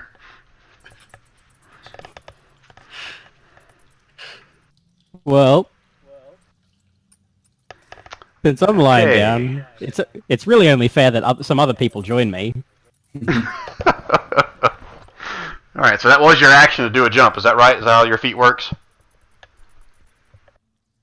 I don't know how with the boots. With the boots, it's just. What are they? Boots of the wind. While you wear these boots, your normal walking speed increases. In addition, you can just jump 3 times faster than a normal distance. Okay, so it's just your movement, so technically you still have your action if you want. Well, first, let's do that thing. A 30-foot cone, and I slam in. While I'm lying on the floor, like my back hurts from just slipping, falling, sliding. and I just look over at this group and just slam my shield on the ground. Alright, so since you are prone, I'm going to give them a little bonus to their rolls here. Since you're not exactly standing and getting ready to do this like you normally are. You're a little bit awkward as you do it, but I'll roll these things for them. Okay, these guys first. That's a dex save, right? Is that what it is? Yes. 14 deck save. Yeah, I gotta find their sheet.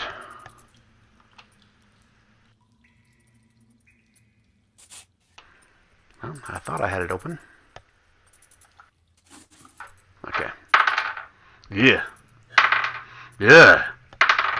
Great. A 3, a 5, and an 8. That is freaking awesome. Okay, so all 3 of these front guys, they all fall prone. I'm going to give a little icon here, since there's so damn many of them. We'll call it that one. So the 3 in front all lost it. Wow. The slumber party. Wow. Okay, so all but 2 fall prone. The 2 in the back stand up, are still standing.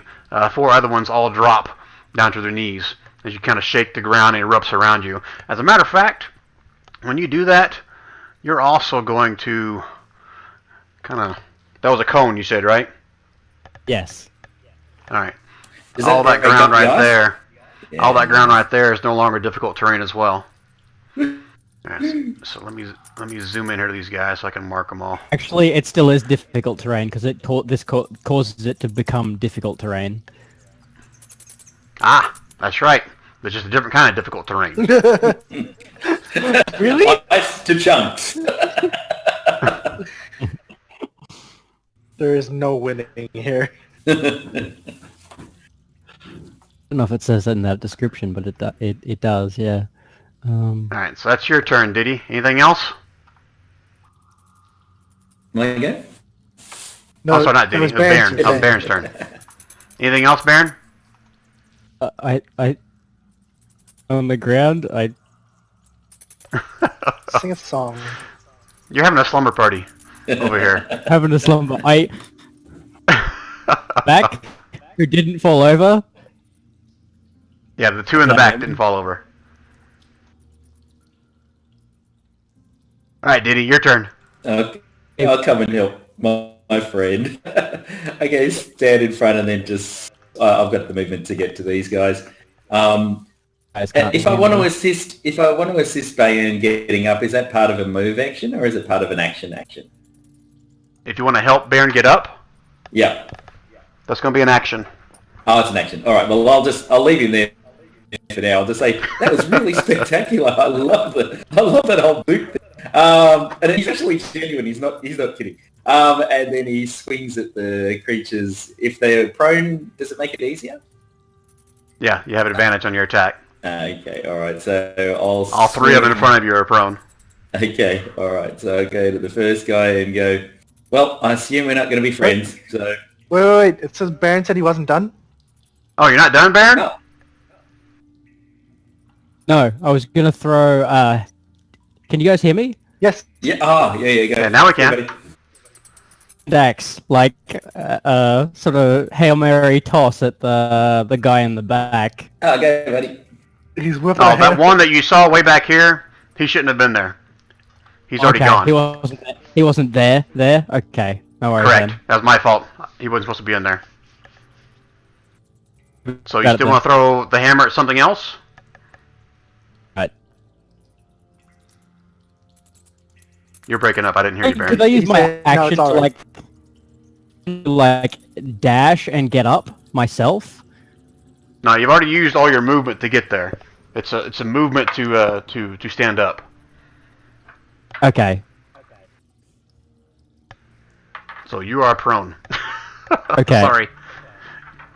Slumber party on the ice. Yep. Okay, so anything else? Are you going to try to throw at something else or not? Sure. I'll throw it at one of the guys who are lying down. Okay, they will have advantage if you throw something at it. Have advantage against ranged. Yeah, it's not a good situation to do this in. I'm lying down. They're lying down. Right. It'll probably work, right? Nice. Look at you! Holy shit, man! Alright, so let you pick which one? Probably this guy on the end here. Okay, as before Diddy ran down there. So if I can click on the damn guy. Alright, so you smash into his right in the middle of his midsection as he falls down. And you take a good chunk of his midsection out, but he is still mostly whole. I don't have a second Brian, attack, but I'm going to forego it because situation. See what? Like, I've already done so much. Yeah, that's pretty much your turn. Second attack, but I'm not going to use it because, yeah, no. Not in this situation. Alright, so Silith, were you getting ready to ask me something? I was gonna say, I kind of picture this as he's laying down there in the tunnel. He kind of hoofs the axe. It hits the ceiling and just comes and lands in the guy. Yeah. I also actually see that he kind of slides it across the ice and it kind of spins around and hits the guy across his ass as it's going across the ice there as well. But yeah, we got all kinds of choices we can go with here as Baron's laying on the ground.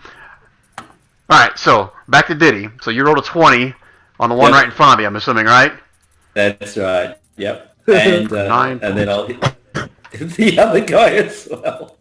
And that's with advantage. So there you go. Holy shit, how many attacks do you get? I was only supposed to hit it once, so it's the first one, the 23. Yeah, first one was a 20. Oh, Second one's a 17. Yeah. So you destroy the one right in front of you with 2 strikes. Yep. And then I get the You have third it? shot because I've got great The sword 19? mastery. Yeah. Okay, which one were you going for? The The left or same the right one. of him? The one that got hit with the axe. The one that Baron hit? Yeah. Okay, yeah, you destroyed him too. So in basically 3 fell swipes, you kind of managed to kind of just shatter 3 of these guys that are standing there. Yep. Anything else, Diddy? You just want to show off some more or anything, or are you good? I haven't got any movement stuff, so if I can't help Bayon out, is that? Yeah, it's an action, so I don't have anything left, so I'll just sort of stand there and defend him. That's it. Okay. Done. Alrighty, these guys are up. Alright, so before I get to the ones that are in front of Diddy, roar, roar, roar. That's as far as he can get because it's too damn slippery.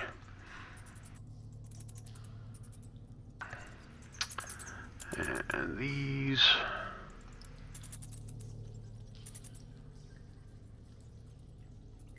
Silith, give me another perception check. Screw it, you can see them. You see the ones coming from over here through the doorway, kind of to the north. There's no need to do a perception check on that one. So let's have a high-pitched squeal. I hate all this damn ice, you know that, Silith? You always seem to throw a wrench in all my freaking works. Alright, so there's now one guy standing up right here. That's going to take a... right here. That's going to converge on Diddy here. Actually, let me roll. Is he going to go for Diddy or Baron? Nope, he's going for Baron. So he steps up between you two. And where's his thing? That's this guy. And he has one of these. Ooh, I'm assuming a 23 hits you. For 6 that hits. slashing damage. And you have that same eerie feeling of being like somewhat chilled to the bone when this thing hits you. So let me turn your icon a cool looking blue.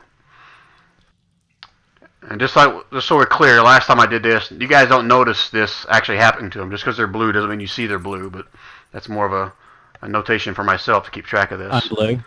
Double D, double die. And this one's going to step up, not right next to you. He's probably within like 10 feet.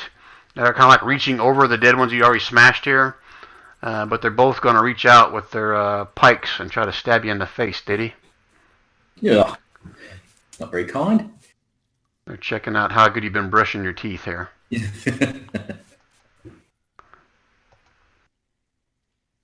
And assuming both of those miss you because you're a plate-wearing bastard. That's it. I am a splint-wearing bastard, and yes, it does. Bouncing. And the third one stands up And he can still reach you as well, so you're going to get one more toothpick to the face. Ow. Ooh, a 19. I guess I got to roll the damage now, don't I? Doing this all offline here. No, I've got a shield of faith up, so don't bother. Ah! You son of a bitch! Yes! Alright, so all three of them miss you then. Alrighty. That's right, For thank them, God. those guys moved. Okay. Oh, yeah. I forgot about these guys. Da-da-da, da-da-da, da-da-da. Whoa! I need Sylvia and whoever else is back there towards the back side of the bodies. I guess it's just Sylvia and Renault. They only two. Give me a perception check. Because Renault doesn't see shit. I'm perceptive today. Yeah. So you kind of hear first, and you turn around and look, and you see two large creatures kind of starting to make their way through the entrance where you guys came through. Oh shit. Okay, that's it for all the bad guys. Usul, you're up. Okay, I'm gonna go ahead and use my bow of peaceful slumber with my sleep against this bear right here in the center. Okay. So I gotta hear the magic this words. is for the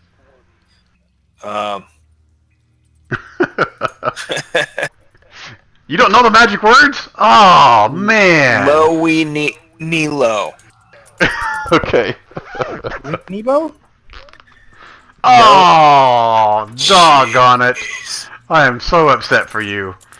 So you call apart on this magic, and see the bow kind of light up a little bit, kind of flicker a little bit, and the bow flies out there, and you just totally miss it. Goes back and it slams against the wall over here. Jeez. All right, You and you can hear a little bit of okay. snickering coming from behind you. You're not sure where it came from. All right, I'm gonna move over here a little bit, try to stay out of everybody's way coming through the door. Prepare for some more battle. That's it. That's that difficult terrain, so you can move farther than that if you want. No, I'm really just trying to get a strategic position. So Okay. Behind somebody. Yep. I see her. Scylla to meet you. that's how I roll. All right, Sylvia. So I am going to use sorcery point to cast mage armor as a bonus action. Okay. And then with my act, I'm going to fire a firebolt at one of the team approaching us. From behind you? Yeah, from behind. Okay. Let's see if you can incinerate another one. Yeah, that's what I'm hoping for. I mean, yeah, firebolt, maybe.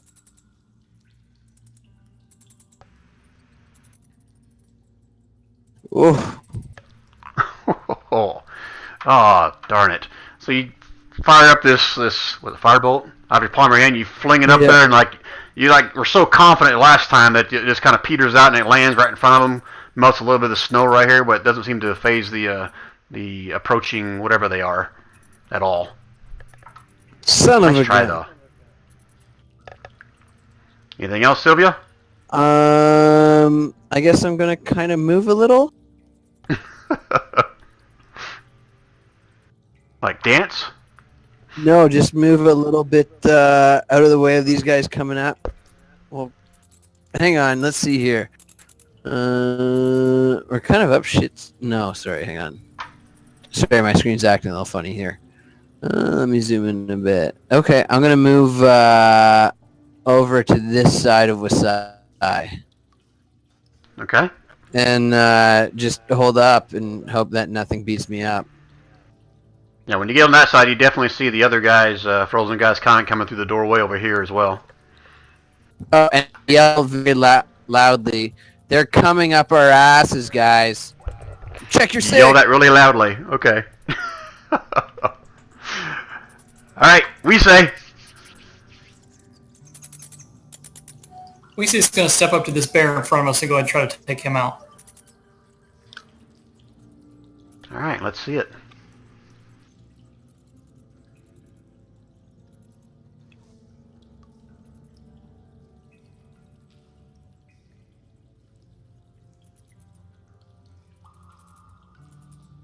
Damn, 23. So the first one hits. I have 2 attacks. So the first one hits. Looks like the second one does not. That's correct, but your first one should have been... Why is it not showing 2 things of damage on there? It's not showing crit. Tell you what, I'll use the one you rolled for the second one. So it's combined of 10 piercing damage for that first hit on this guy. As your butterfly sword kind of slashes into things, you see bits and pieces of ice kind of shower across the room as you take a big chunk of the thing out. As it kind of stands up on its hind legs, getting ready to kind of pounce on you. Then I want to use a key point to go ahead and do 2 unarmored strikes. All right, let's see it.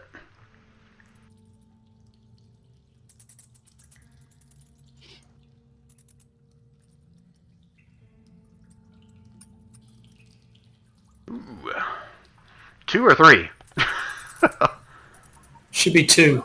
I don't know why it hit 3. Sorry. All right. First one misses. The second one, oh, you can see it kind of hit him right in the side, but kind of bats your hand away at the last second. Neither one of them seem to kind of do any kind of damage to him. As he kind of towers over you at this point, growling, and you can see if there was drool in his mouth, it'd be hanging out, but his mouth is completely dry. Matter of fact, only a partial tongue you can see from this standpoint. Like part of his tongue's even missing. Anything else we saw? No. Okay. Silith. Silith's gonna make a little movement. Let's see, let's try right here. Need to do a little measurement here. Hold on 1 second. Move a little more. There. Right Kind of tiptoeing over there. Right there's good. Okay, so it's gonna do Spirit Guardians. I don't know why it's doing it like that. I cast Spirit Guardians at level 5. Okay. I don't know why it came up like that. Actually, hold on, let me see if I click the other way if it'll do the description instead. Spirit.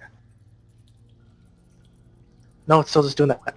Okay, essentially, within 15 feet of me, hold on, let me get it back up here.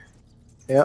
So, I call forth 2 spirits to protect me. They flit around me at a distance of 15 feet for the duration, which is 10 minutes. They're going to be angelic, because if I'm good or neutral, they're angelic or fey, my choice. When I cast a spell, I designate any number of creatures I exceed to be unaffected by it, which will be the party. And effective creature's speed is halved in the area, and when it enters the area for the first time on a turn or starts its turn there, it must make a wisdom saving throw. A failed 3d8, actually in this case it'll be 5d8 radiant damage. On a save, it takes half as much. Alright, that's for certain types of creatures? Did I hear that No, part? Right? Not just the one Anybody that you are flying deem on to be an the... enemy. Yep. Okay. They just the specters themselves look angelic. Okay. Alright, so anyone within that it's automatic or on the start of their turn, and when do I do this? When they walk into it, or at the Okay. start of their turn, they have Okay. to do a wisdom saving throw. Okay. I probably have to remind me all that shit again when it comes to their turn. but that's yeah. good. Notice how the second one said strength save? I don't understand why it's doing that. It's DC I don't 16 know. wisdom save. Are you clicking on the spell itself, or is this like one of the shortcut attribute things you have? I clicked on the... One of them was clicked on it from the... from the Spell list? spell list. And one of them clicked on it from my core sheet. The second one was clicked from my core sheet, and it says it's strength save, so it must be something messed up there. I'll look for it. Oh, there you go. Attack is wisdom? Yeah, DC 16 wisdom save. But that's at the start of their turn or when they enter, correct? What? Yep, every turn. Okay. All right. So remind me of that when it gets to the bad guy's turn. Anything else, Silith? That was my action. So, no, good. I'm still Sanctuary until I hit somebody too, so. Okay. The Sanctuary is not concentration, correct? There is... Nope, it's Nope, just a 1 minute duration. Okay. All right. Okay, Renault. He's still looking this direction where the bear is. Doesn't have a clue that anything's coming that way, other than seeing Sylvia kind of throw some fireball back over there. So let's see if that... Yeah, okay. He goes, hey, what the hell? He turns around and goes, holy shit! He kind of crawls over the top of these dead guys here. And then he's going to shoot a firebolt back at these things that are coming at from the other direction. Not a firebolt, a crossbow. Hey, look at him. He's doing some big-time damage for 5 whopping piercing points. And he starts screaming, there's more this way! There's more this way! Coming at us! Baron, it's your turn. So Hacker, move it to stand up if you want. Is Renault staying there, or is he moving in? Renault? Yeah. No, I moved him in just on the other side of the dead bodies. He's pointing his crossbow back the other direction. Oh, I see him, okay. Alright, well I think first things first, I stand up. Alrighty. Looking at the world sideways is good and all, but...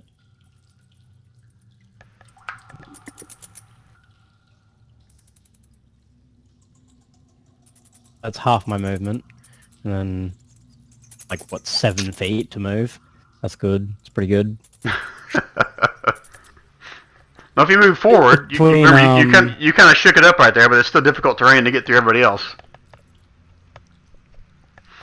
Move between Dittmeier and the wall here, or is it too tight a space? No, I'll allow that. You're fine.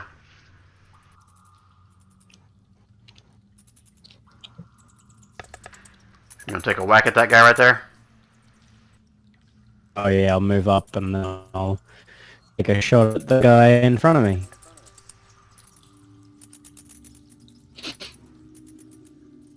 Oh! You're just so pissed off. I'm laying on the ground. You walk up, you try to hit this guy, and you just totally flail on him. You hit the side of the wall I just next to it. Fucking whiff. Anything else? Backhand. Alright, hold on a minute. Dittmeier, I want you to call odd or even. Odd. Oh! Dittmeier, you take 8 points of slashing damage. No problem. He goes and woofs on you. That was great. Anything else, Baron? He's done enough. I turned and I killed it. Is your axe magical? Yes, it is. Oh, damn, I take all of it then. Okay, thanks, man. Yeah, so Diddy looks at you and goes, thank you for, why? I don't know. I'll just attack the monsters. Man, look whose turn it is. This is Dittmeier. Will he retaliate? No, attacking the monsters. He just thinks it was like a love pat maybe went wrong. So remember, he always sees the best in people. So what have we got? Are there any more prone monsters in front of me or not really? Nope, they're all up. Only ones that are prone are dead. Okay, alright. So first strike. Yoey. Nope, that's not going to do it. That misses. And that one misses. And this one. That really misses. Oh! Just lucky you didn't roll a 1. Yeah, that's right. That would have been really good. Yeah. Revenge! Baron and Dittmeier are having a little tennis match over here. Yeah, I just have a look at it and go, Have you taken any damage, Bayan? You okay? I've taken like 6 points of damage. I'm fine. I'm a fucking There you sack go. of hit points. It's okay. Okay, alright. Yeah, I'll just stay there then. Alright, so let's first get the guys in front of you. Sorry, go ahead. Silith? So first one's this bear dude. Okay, yeah, I'm going to start with the guys over by Didamar first, and I'll come back to those guys and just remind me when we get to them, okay? Okay. Alright, so first, the guy standing right in front of Didamar is going for Baron again. Because for some reason he doesn't think he can hit old Baron over here. I gotta move their freaking tokens down here. Hold on a second.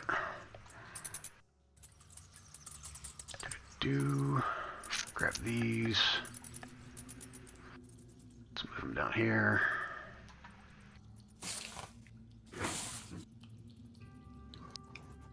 Sorry guys, I just gotta rearrange some character sheets so I'm not jumping all over the place. Make my job a little easier here. Here we go. Okay, so this guy taking a shot at Baron. Oh, wow, look at that!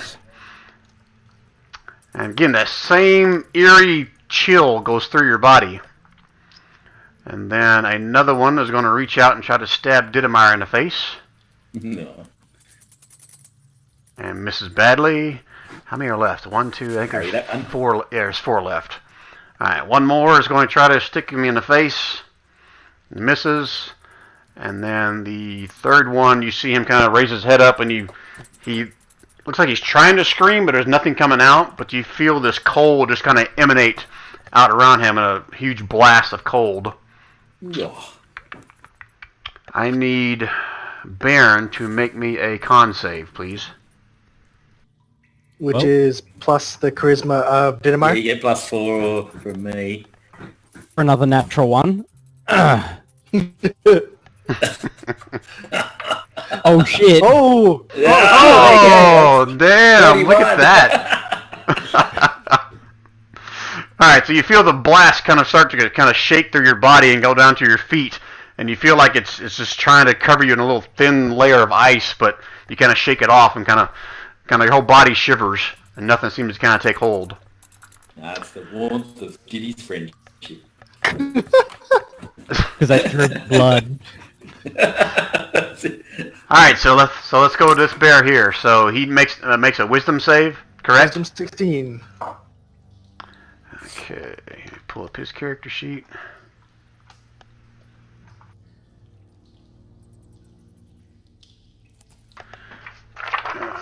That is going to be... Where the hell did I put him? Oh, there he is. Does a 14 save? Nope. So he takes Okay. 5d8 damage. Holy shit, Jerry, roll the damage? Can I roll it? Yeah, if you haven't rolled it yet, go ahead. 14. I like that. That Could have been is- worse. 5d8 sound a lot worse than that. It can get worse. So, and that's each turn, eh? Like, it'll roll again next turn, and roll again the next turn. Yeah, you suck. Oh, and his movement's halved. Okay, well, he's probably not moving much more.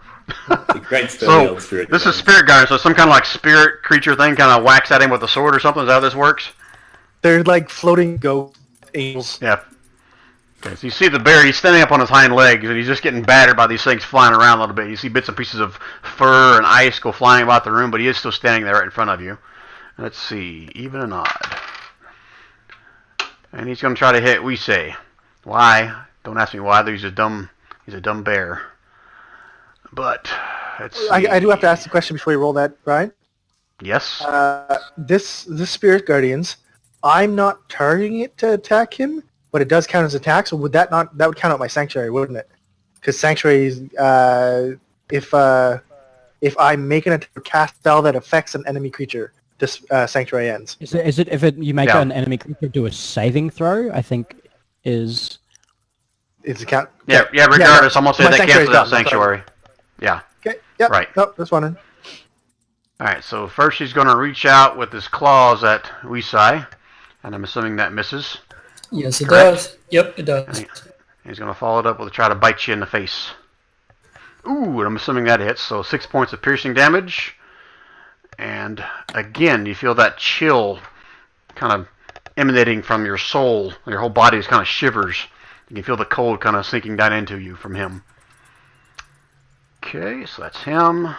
Now these guys are all stupid, so they're going to walk right into this. And let me move them all in there so I can figure how many are in here. And that's difficult terrain. Oh, it's right there, so that's as far as that guy can get. These guys are going to step right into it.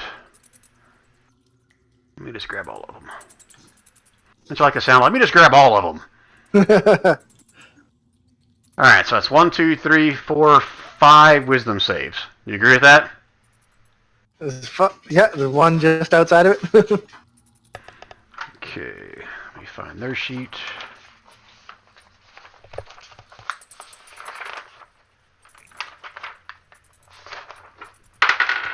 Oh no, he fails.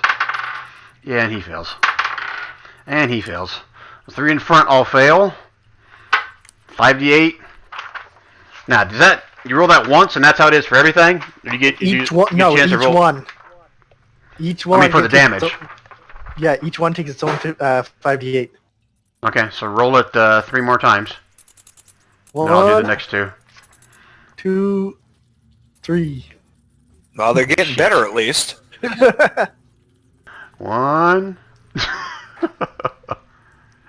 2. Oh, jeez, they're just dying. Alright, so let me do the next 2. Hey, natural 20. Hey, that's was it wisdom? Wisdom 16. Okay, yeah, it's 18 and a 1.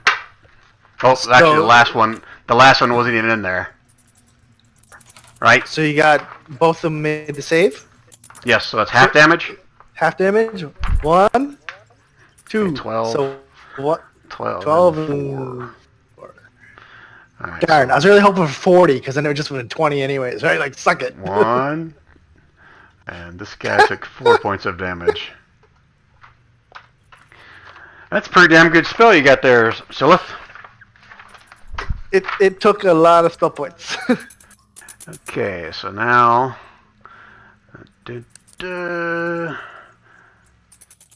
He's on difficult terrain, so right to there.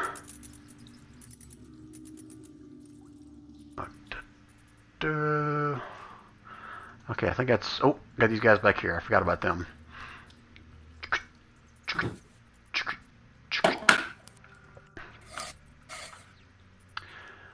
And Sylvia, you'll definitely... Oh, you already saw them before. You see and hear these guys as they're running across the ice. You can hear like their claws just sinking in and kind of cracking the ice as they're running across here.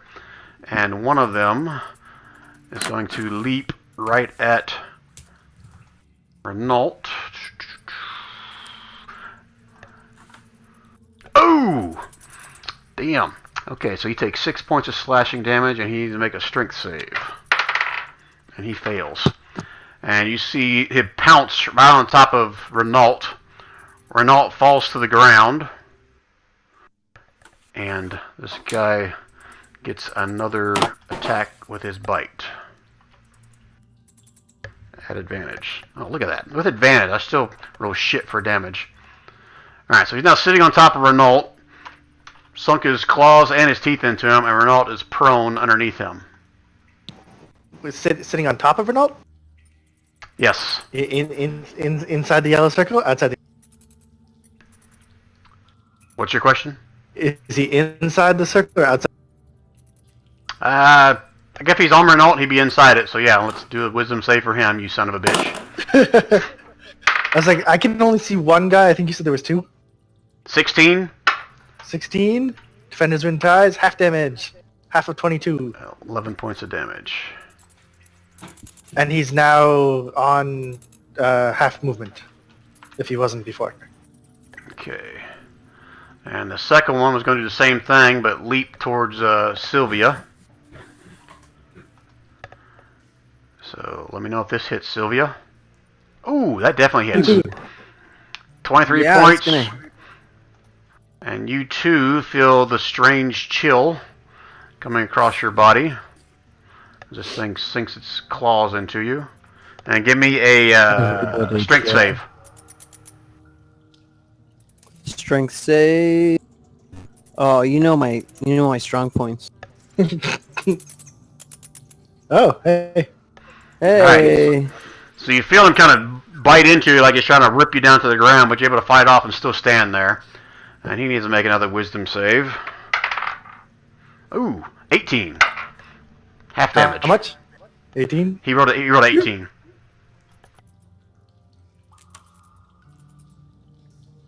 Damn, so that's half of that's going to be 11. 11 again? Yep. Do. I'm not even doing anything. I'm just standing here. I know. I hate this freaking spell. Spirit Guardian is great. Okay. I'm doing more damage now as a cleric than I did as a freaking paladin. I used that skill in the one-off when I was playing. It's freaking hilarious. Alright, that's finally all of them. Usul! You seem to be getting Alright. surrounded by guys, but they seem to be dropping like flies, because these strange spirit things are flying around and is beating the shit out of them. And it's appreciated. So I'm going to move down a little bit and try to take a shot at this tiger on the right here. And I'm going to try to do a peaceful slumber again. So Okay, let me hear the magic words. low we knee low. I don't know about your 15. weenie. What are these guys? What is their AC? Who's a weenie? Yeah. Oh yeah, that definitely hits. And for 5 points of piercing damage. And then what kind of save is it? I forget. Or it's not a save, it's just if it hits, it works, right? Believe that is correct, yes. Yep, 10d8. Roll 10d8. What? What does 10d8 have to do with the sleep? Is that how long? That's it- how many hit points it can do. Yeah. Oh shit. So you hit it with an arrow, you hear it like rawr, and then it kind of just lays down right next to Sylvia at her feet. This one is laying down asleep. Alright, anything else, Usul? That is all I've got. Yep, Okay. that's it.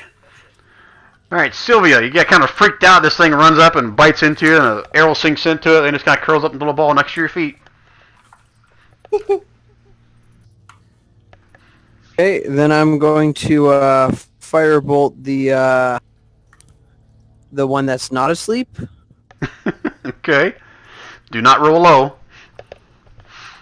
Oh, I'll try not to. I mean, it's my specialty too, though. No, that was Baron's specialty earlier. 2 1s in a row. Yeah, That takes 2 ones in a talent.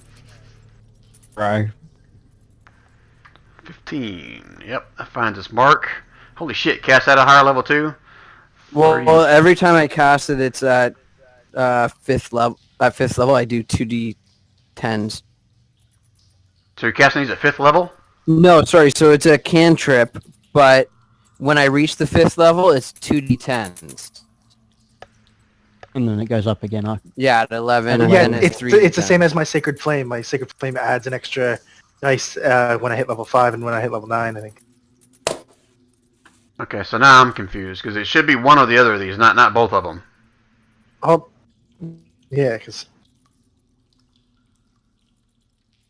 that's what mine is. Okay. So I don't know if when I type it in, it's one. I'll take a look at it. I'll take a look at it after the session, but I'm going with the bottom one. The bottom one looks right. It's got 9 plus 10 plus your charisma. That's what it should be. So 23 points of damage. Yeah. All right, and you pretty much obliterate that guy right there, and somehow able to avoid smashing Renault with any kind of fire damage there, but he is dead. As the rest of his body kind of slumps on top of Renault, a bunch of ice and fur and guts are kind of covered up over Renault. He's like, "Wah!" You can barely hear him a little bit as he's trying to breathe underneath a bunch of whatever this thing is. Anything else, Sylvia? No. Okay. Wait, that is a ranged attack, isn't it? That would have been a disadvantage, so doesn't matter. It still would have hit. Yeah, it's Right. range. You would have hit him even with disadvantage. Doesn't matter. Okay, we say. I want to attack this one right here. No, you can't.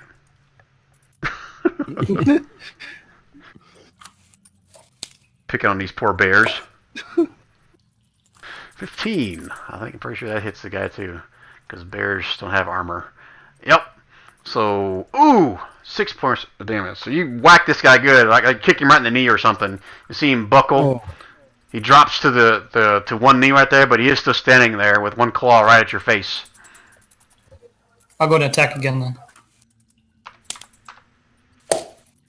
It's like it's 24 to 15. Just switch numbers. That poor little bear. So go ahead and describe how you just kind of took out this bear, if you would.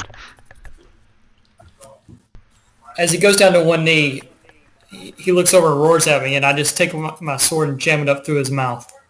Oh, he's kind of stuck there. As your sword stuck in the air, and it's kind of hanging there just by the weight of the sword holding him up at this point, as the rest of his body just goes limp. Very nice. Anything else we say? No. Okay, Silith. All right. Just so I can understand this, just make sure, because it's the first time I use this spell. When a creature enters the area for the first time on a turn or starts its turn there, so that doesn't include me moving to it and it being in the area, right? It's only on its turn that it does the saves? That's the way I would understand it, yeah. Yeah. That's fine. So what do we got here? Let's do a little measurement. That's in the 15 feet. That's in the 15 feet. Or in the yellow circle anyways. That guy's not. Because the yellow circle goes with me. Yep. That one's sleeping. You suck. So, oh yeah, it's sleeping, so it's also prone, right? Yep. And prone things get attacks of opportunity. They don't get attacks of opportunity. You get advantage on the attack with a melee. If it's a ranged weapon, they get advantage. No, I mean, if I walk up to it and then hit it and then walk back, it doesn't get to hit me. Oh, it doesn't get opportunity attacks. Yeah. That's what I mean. Is that correct? I don't know. Why don't you try it and we'll see. You know what? Does that wake it up too? So it's gonna be waking up. It's gonna be waking up anyways. So I'm just gonna flame it. It's gonna fail its dex saves. Yep, but if you look at it, automatically fails dex saves when you're asleep. So gains no benefit from cover for the saving throw either, because it just comes from the sky and smokes it. Dead on. But my point, it's a dex save, so he would have doesn't matter on that. So. Gotcha. Oh, how about I roll for his extra dex before I just give him the damage? Yeah, he rolled a 5. So he takes 13 points. And he kind of wakes up there a little bit, but he's on fire a little bit. And he stands back up right next to Sylvia. Hooray! Anything else, Silith? Hold on, I need to make another quick little measurement. Yeah, I'm gonna move all of 3 feet this way. Be very exact.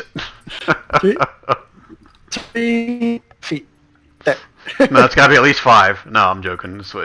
I don't know, does it? Okay, anything else, Silith? No, that's all I'm doing. That's yeah, this is happy fun land for me. All right, so Renault is underneath a dead animal. And he rolled a 1 for a strength check, so he's just kind of stuck there, and he's kind of screaming, and he can't do anything. Okay, and Baron, what would you like to do on your turn?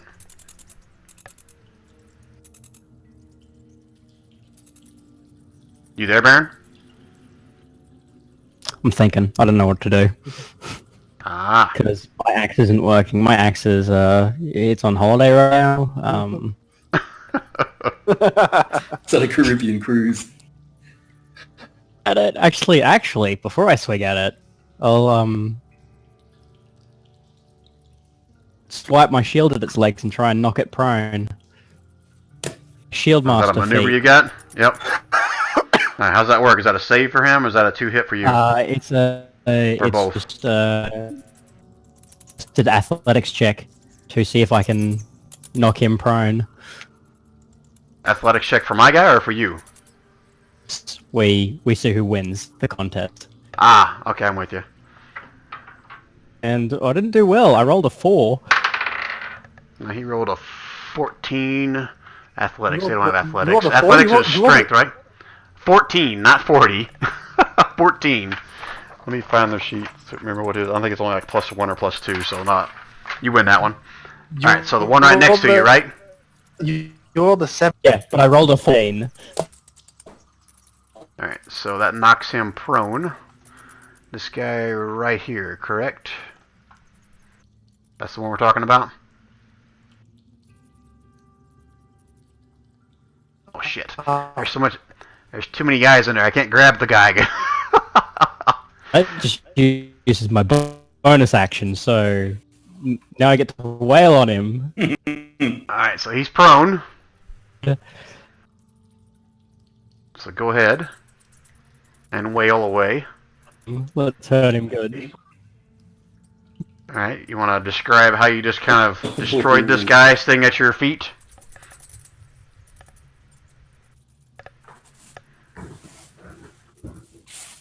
Now, you destroyed him with your I first take hit. off his. Yeah. As he's like bam, like slides 1 foot out, and he like gets real low and like from under this thing, and as it's around. Oh, nice. Nice. Oh, did we lose somebody? Exactly. You guys hear me? And my Yeah, I can hear my you. next one, if on a standing target, so it doesn't matter. You guys still hear me? Did you Yeah, guys, we did you guys lose me? Yep, Okay. yep. I thought I heard him being like someone dropped out of the Discord. Looks like everybody's still there. Okay. Yeah. Yeah, I'm here. Okay. So Baron, you're going to take that next attack on the one behind him. Is that what I understood? If it would hit, Okay. You swing at it and you miss badly. Not as bad as last time, but you miss badly. yeah. Anything else for I Baron? assumed I would.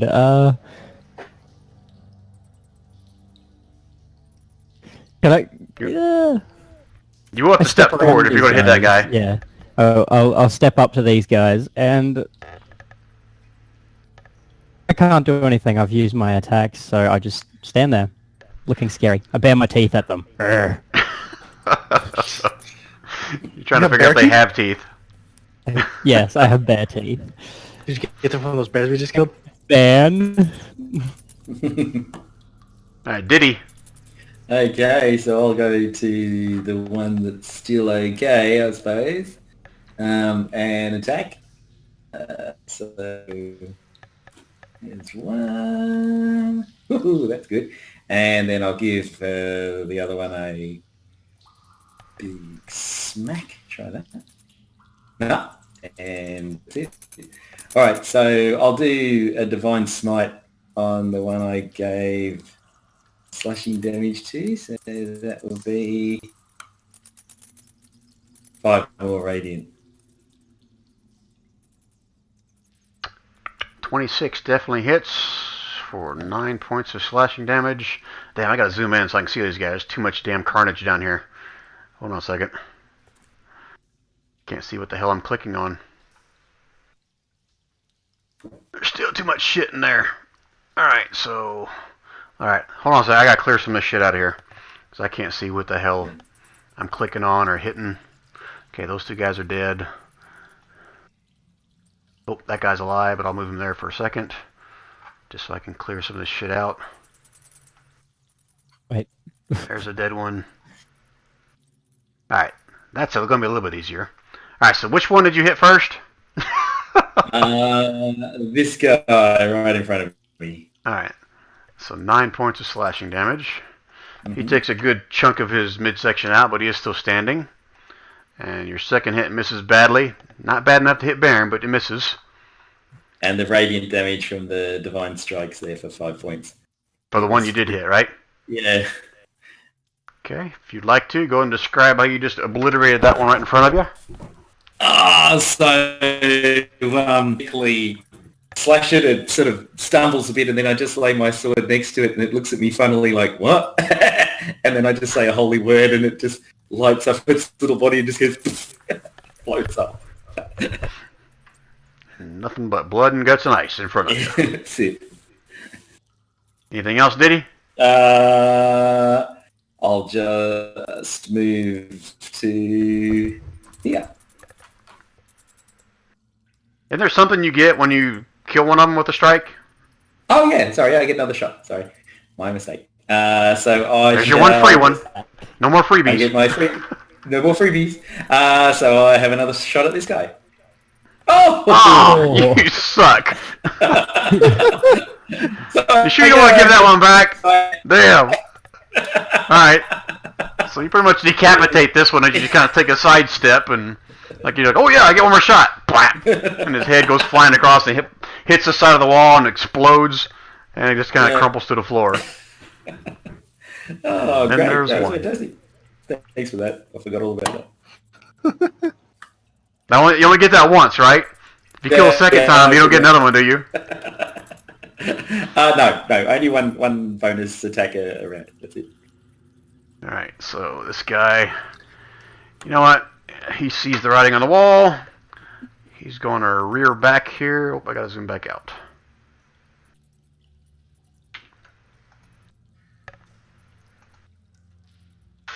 I need Baron. Make me another con save.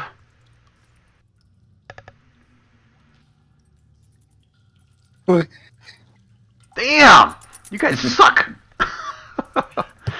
Alright, you see him kind of...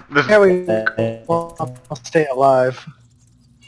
So nothing affects you from that one. Let's get back up here to these guys. We'll start with this guy first. That just got woken up, and looky here, he's got... he can't really get to Renault. Renault's buried with the dead guy, so unfortunately it's going to be Sylvia. Hold on. It's Start of his turn. Right? Start of his turn, does a wisdom save, right? Ah! And he fails. So roll it again.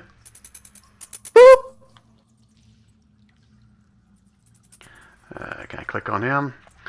And he rears back up. You see him kind of snarling right in your face. So like he's getting ready to take a bite right into your neck. And then the spirit thing swoops in and kind of smacks him upside the head, and he falls to the ground right in front of by your feet. Nice kitty. That was fun. Alright, so I guess I'll do the same thing for this guy. He rolled a 16. What is that? Save. He's taking 14. And kablam. This guy is going to step up. Can he freaking survive? He rolled a 17. 10.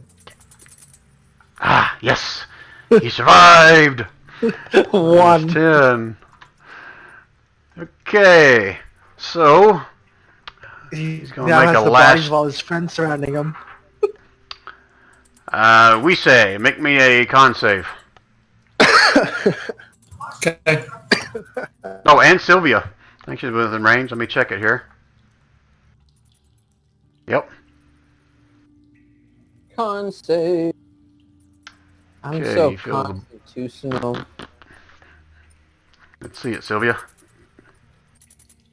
Damn. And Renault. Ooh. Renault fails. Alright, both of you feel that blast right across you like you're trying to freeze you in place, but you shake it off. But Sylvia, give me a... Never mind, you don't need perception. As you look down at Renault where he's kind of buried, you see where his hand was kind of trying to scrape his way out. His hand is now like frozen to the floor right next to him. He can't move at all. Okay. That's it for that guy. He's still alive. And of course, the rest of the guys are going to be dumb and just walk right in there. Do. And he fails. Roll it again. 18. Not too major that time. That's not too bad. And this is a concentration thing, right? Yeah, 10 minutes concentration. About freaking time I get something up here next to you. And he's pissed off. He's pretty sure that you're the reason why all his friends are dropping here. And he's going to try one of these. Does not hit. And one of these. Still doesn't hit. Damn! You're gonna die. I hate you so much. This is worse than your freaking sanctuary crap that you pull all the time. This is an offensive sanctuary. Alright, I gotta move this bear out of the way, just so I can see what the hell I'm doing here. These guys. Crunch, crunch, crunch, crunch. Alright, what the hell? We'll keep them right here. That's about as far as they can get. Oh, so Jesus. at least survive one more round. Okay, yeah, that's everybody. Yay me.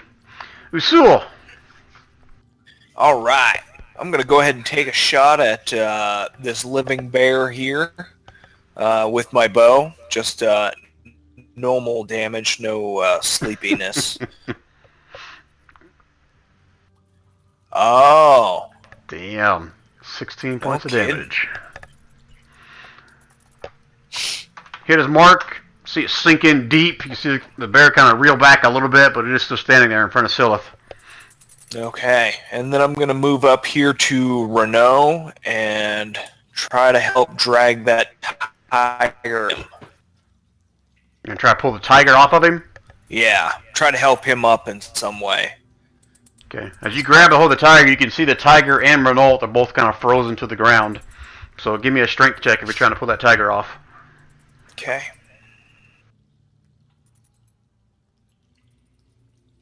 Damn! Hey. Wow!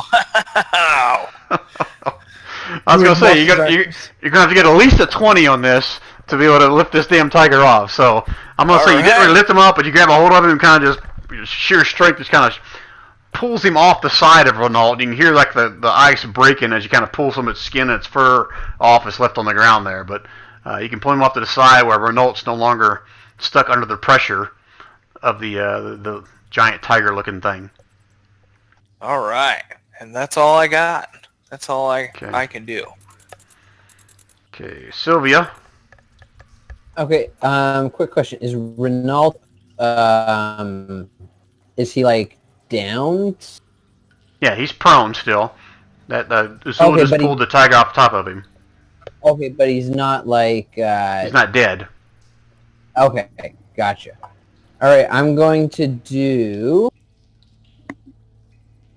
Sorry, I'm going to cast...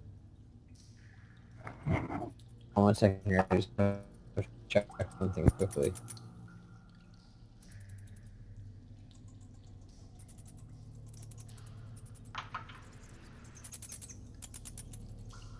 Okay, I am going to...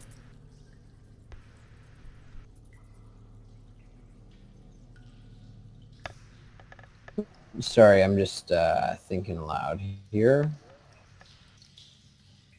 So what I'm going to do is I'm going to move down a little bit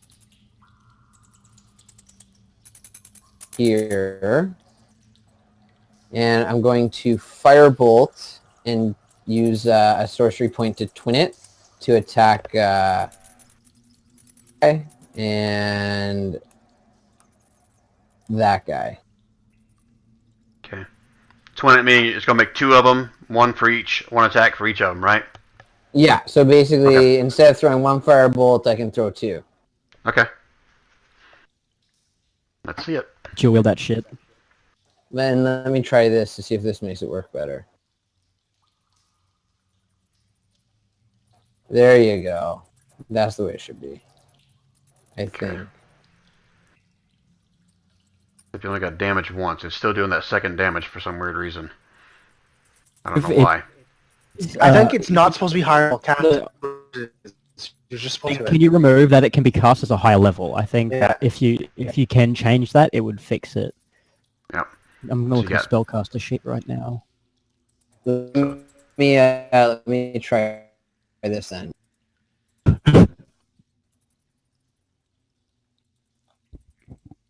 There we go. Okay, that fixed it. There, yeah.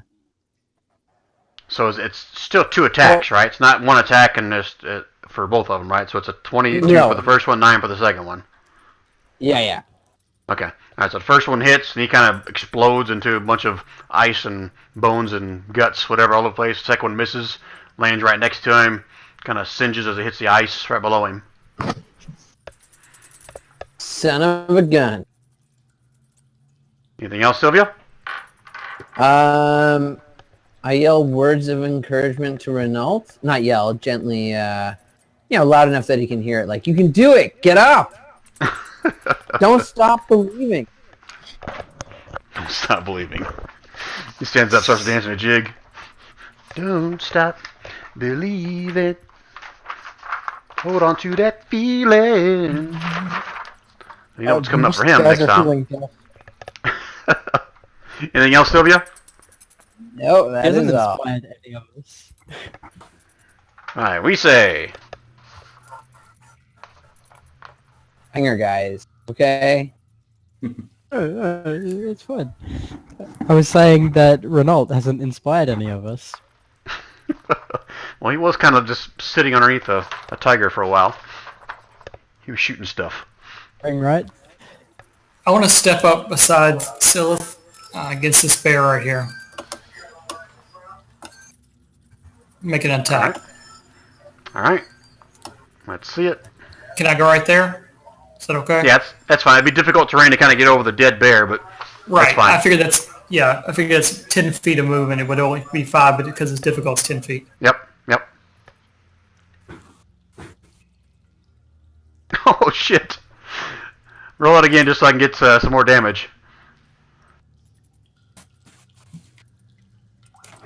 Okay, so that's 11 points total damage for that crit. And there again. Go ahead. Take your time and describe how you just took out another bear. I use the dead bear and kind of climb up on top of it and jump off of it with one of my short swords, slicing into the side of the living one. Nice. Like an acrobatic, like somersault thing over the top of it and sink it right into its head. Let it just drop do to the floor. Just do a big leap, kind of somersault deal. Yeah. Nice. And then is there another one of these guys alive? Yep, there's still one left. Plus these other ones that you saw coming through the door over here. Right. So that's 15 feet. I want to move up here and attack him. Alright.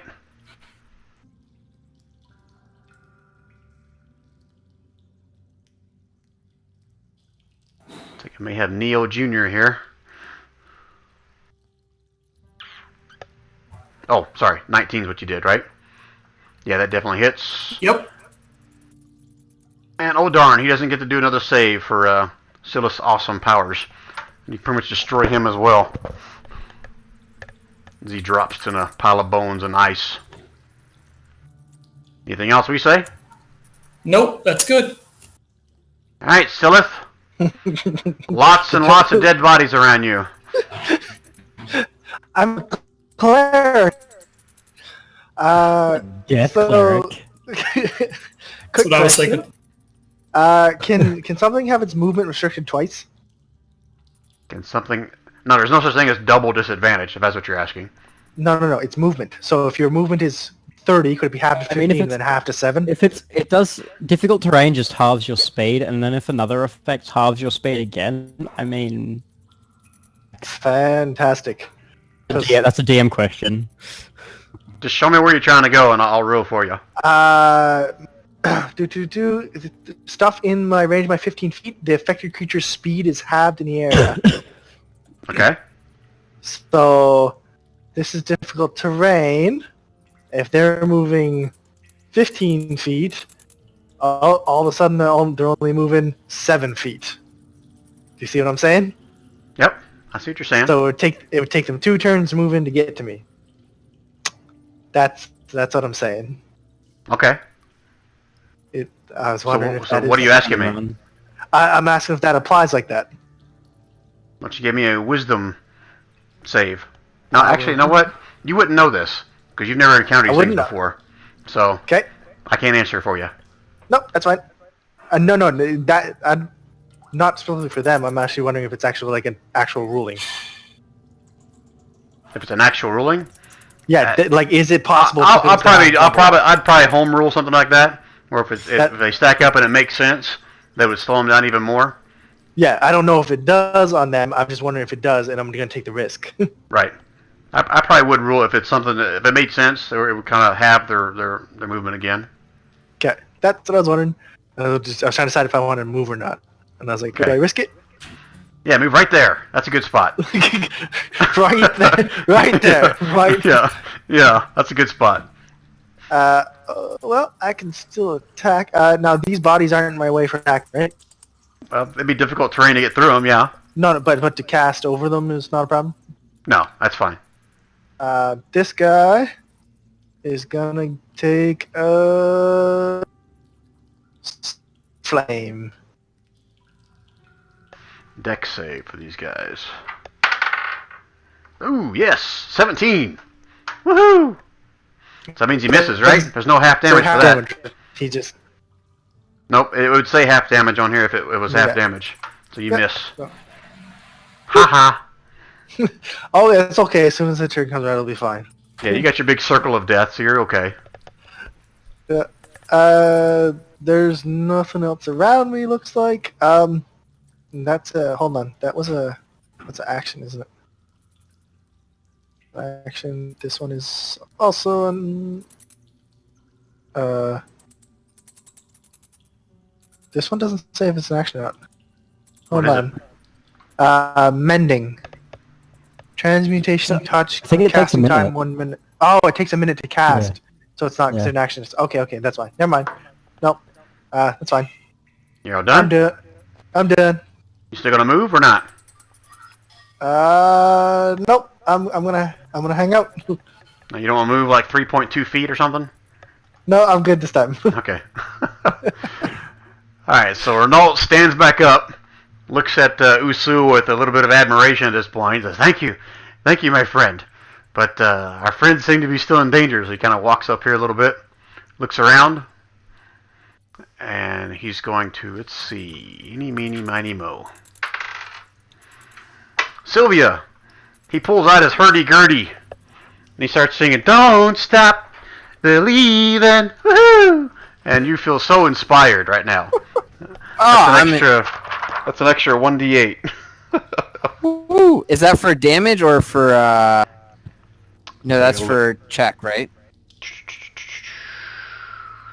Add an additional 1d8 to an attack, save, or skill check roll. Okay, gotcha.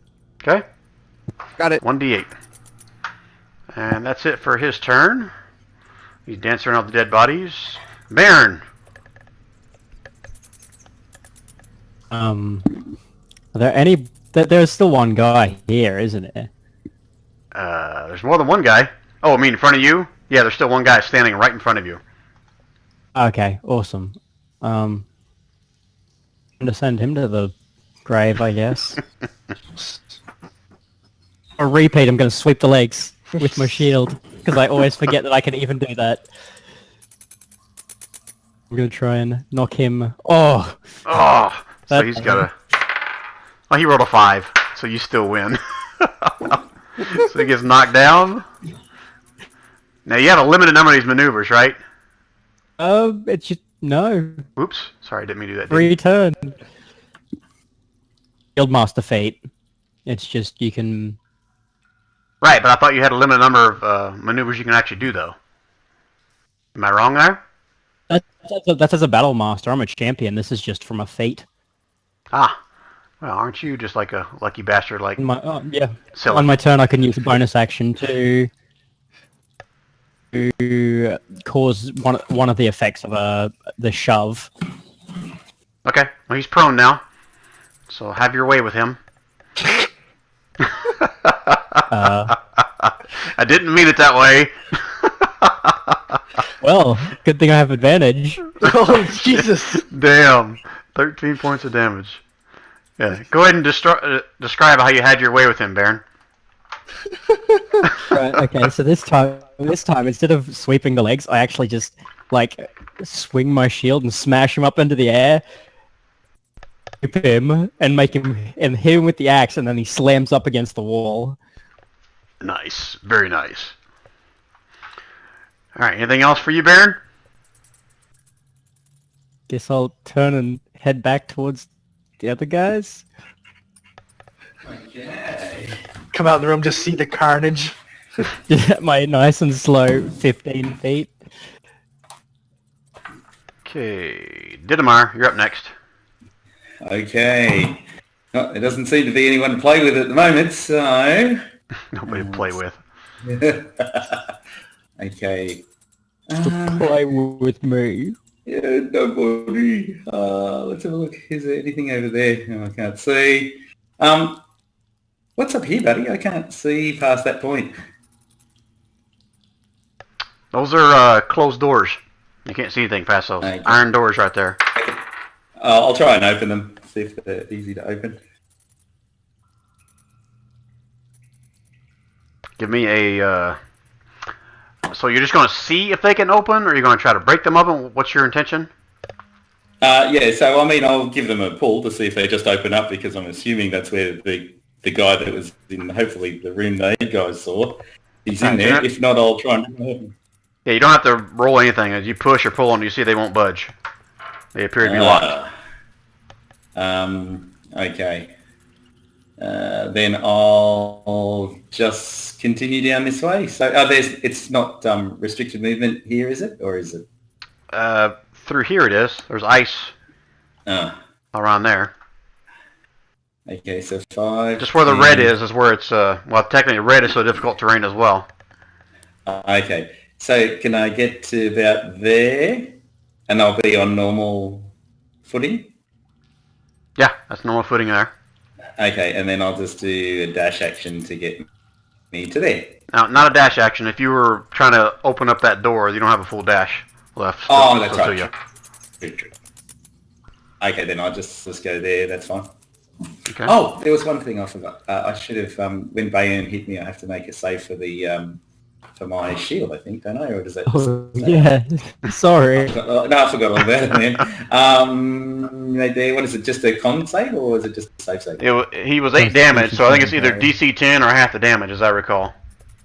DC 10. Okay, all right. So let me just roll D20. Boink. Forgot all about that. Yeah, you keep your shield. I just smile at him and go, yeah, that's good. You're just trying to trick me and see if the shield was working. I know. Okay, I'll just wander down that way. I'll tell Bayan. I'll just go and have a look down here quickly, and then I'll come back. Okay, yeah, have fun. So from that vantage point, Didamar, you can see there's another door that's slightly open going into a room off of here. And the rest of it just a hallway that heads almost straight down. You can see a couple other openings along each side, like maybe some more doorways or hallways, you're not really sure.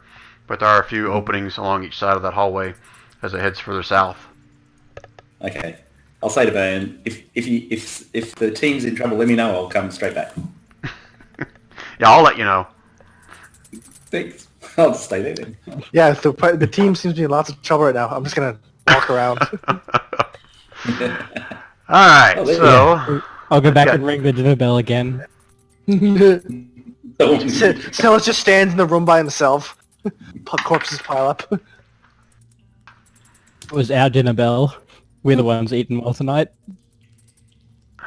Got too many damn things here. Alright, so he's going to make a wisdom save. Yeah, he fails. Roll your damage. 1 damage. He walks into the circle of death and just explodes. What? It's like alien chestburster style. It just comes out of his chest. Okay, this guy rolled a 16. Takes half damage. So he takes 8. Yes, he's still alive. He's still alive. I'm imagining they're being taken apart like slowly by like little pieces of light. Like they just appear and take a piece of them and they just disappear. Like so they're like slowly disintegrating. As the things are kind of taken apart as they get closer. Yeah. And of course that probably misses you too, right?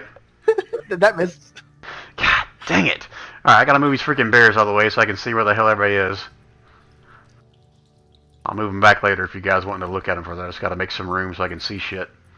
There's so much death all around freaking Silith. Alright, this one up here. Let's see if he makes it. Hell no, he fails. 26. Son of a bitch. He explodes into a big pile of ice and death. Or undeath, or whatever you want to call it. I love the spell. Yeah, I love it too. Let's see if this guy... Hell no. He fails. Yeah, that's awesome. I wish one of these guys could freaking throw something. But no, they're going to keep walking into this big ball of death. And he fails. Yep. You guys just watching awe as all these things come pouring out of this room, walking towards Silith, and it just explode as they walk in here. And how about this guy? Hey, natural 20! I'll watch you still roll big, probably. Shit. Oh, but no, he's alive. He's alive! He's half. He's alive! And you see him walk up to... He's got like a big shard of ice just sticking through his body. And he walks up here amongst all you guys, and he's gonna rear back and let out a scream. I need, we say, Renault, Sylvia, all to make me a con save. Because Sylvia still hasn't been hit by anything, have you? I have not been touched.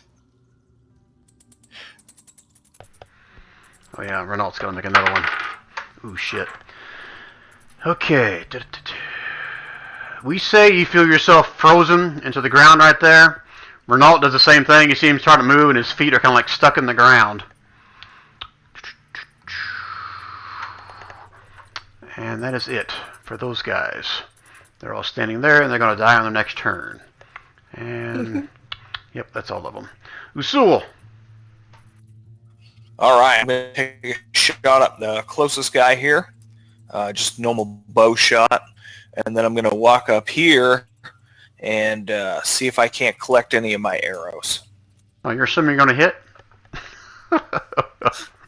Well, I'm going to walk up there regardless, so... Alright. Silith has this handled. You're shooting at this one right here, right? Right there. Okay. That misses. You're so good with that bow. And you're going to walk up and start collecting some of your arrows, right? Yes. Okay. Yes. Anything else, Usul? Can I actually collect any, or is that... That's going to be your next turn. That's going to be like an action to do that. That's all I got then. Okay. Alright, Sylvia. I'm going to firebolt one of the guys on Sithel. Let's see it.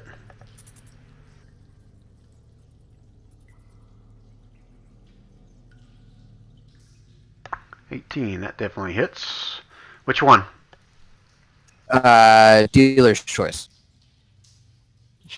What he's saying is they're going to be dead anyways. It doesn't matter. And that one explodes into a Just close your eyes a and ball pull of up, flame and melting guts and ice. What else, Sylvia?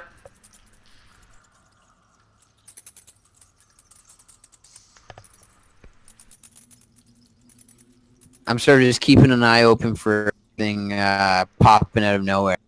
All right. We say. Oh, hold on a minute. You know what I forgot? Who all had exhaustion? Renault, we say, and who else? Silith? Silith. All right. So I did as... No, I don't have exhaustion, but I'm blue. yeah, you don't have exhaustion. I was gonna say you automatically fail your. All those are saves, not checks. Never mind. Or was it? Constitution save. Never mind. Never mind. You're fine. We say your turn. You are frozen to the ground, though. Restrained. So it's my feet are actually frozen to the ground? Correct. And is this area over here dim? Is it damp? Is that what you said? Dim. Dim light. Someone had light shedding on them. I think it was Silith, wasn't it? Was it not? I am glowing right now. Yeah. So So no. That would not be dim light right there, because Scylla should be glowing. All right. Is there darkness anywhere back here? Nope. Nope. Like this, the light radiates around me. Right.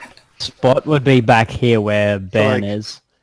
Was is How it far? 30 or 60 feet for the radius of the light spell? Did he? It's a certain distance of bright light, and then a certain distance of dim light. I think I said it was like 30-foot radius. Think of what I said. 30? Yeah. 30-foot radius is what I'll say. Like 30 bright, and then another 30 of dim, and then dark after that. Okay. What I basically want to do is to shadow step to dim light. Okay, so if you want to I'm get... assuming that would be down here. I know I Bright light can't. and 20-foot radius dim light. 20 foot. So yeah, that's dim. It's more than 20 feet from me. Yep. Yes, that'd be dim if you want to shadow step to there. Okay, that's what I do. Now, shadow step, how does that work? Is that like a teleport thing? So, yeah, it teleports me up to 60 feet into an unoccupied space. I can see that it's also in dim light or darkness. So I guess it disregards if you're restrained then, right? Correct. Can't benefit from bonus speed. Okay, yeah, I'll allow that. Of course, all you guys have ways of getting out of my good stuff. I don't. Let's say, I don't really. I just avoid your good stuff. You And then I just hold my attacks for anybody, any enemy that would come within reach. Okay. An enemy is something that's threatening you, right? Correct. Okay. All right. Silith. Looks like there's one guy left. Yeah. So I guess I'll do something about it. What is this? So just standing there? Yeah, pretty much. What do we got? Ooh, wait a second. Hold on. I need to check one of these domain spells, which trying to... Is it Oh, kill everything in the dungeon? No, it's not a spell. That's why I can't find it. Hold on. I gotta go to my bio. I copied and pasted it there. At 8th level and okay, sure. I'm gonna whack this guy with my Staff of the Battlecaster. Whoop! And I'm gonna make it a Divine Strike to do one poison. It's a good thing you had that divine smite on there, because he might not have lived through that first one. No, your first strike, as soon as you hit him, he just drops. And as you're on the ground, you kind of dig your scepter a little bit deeper, and you see a little bit of poison kind of eke out and pretty much do Foams nothing. at the mouth. All right, we are out of initiative now. I got this big freaking room of complete freaking carnage in here. Thanks to Silas' big giant wall of death, and everyone else that's just obliterate everything. So what would you guys like to do here? Because we've reached the 3-hour mark here. Did we? Is it really? Well, I think we started a little bit later. Yeah, we started a but- bit later. Well, I can go to 30 minutes if you guys can. It's up to you. I'm good. I said we should at least be able to figure out what we're doing in this room with these bodies and everything, maybe? Is that Okay, we'll go at least another 30 minutes, however long you guys want to take it, and we'll take it from there. Okay, but I'm gonna cut it at 30 minutes because I got stuff to do tomorrow. Okay, no worries. Yep. Everyone else okay with You that? guys can continue on, Yep. but Yeah. Yep. Okay. So, just looking for anything, loot, spoils, shiny stuff. Same. Alright, let's do this in order of the names across the bottom. Just each of you kind of tell me what your intention to do in this room. So Silith wants to go look for shiny stuff. He made that clear. Usul, what's your intentions? I'm gonna go ahead and try to collect my arrows. Okay, so you automatically get half of them. What I do last time, I think I gave you like a perception check to see if you get found more than that. Yep. So go and roll me a perception. I hope I quick can one. do well. Oh shit! Yeah, you find all you find all your arrows, and they're all in good shape. Yeah, nice. Okay, Baron, what's your intention?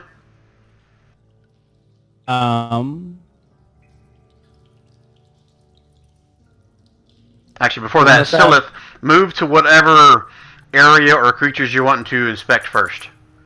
It's like, do I need to move them? They're kind of all around me. You need to pick a pile of stuff you want to work on in case someone else wants to do the same thing. Right there. So everything around you? Yep. Okay, that's going to take you several actions to do that, just so you're aware. So I say again? It's going to take you several actions to investigate everything that's all around you, but that's fine. Yep. Okay. I'm going to refer to it as systematic looting. Okay. Baron, what's your intention? I mean, if Diddlemire's gonna be moving up ahead a bit, I'm gonna back him up.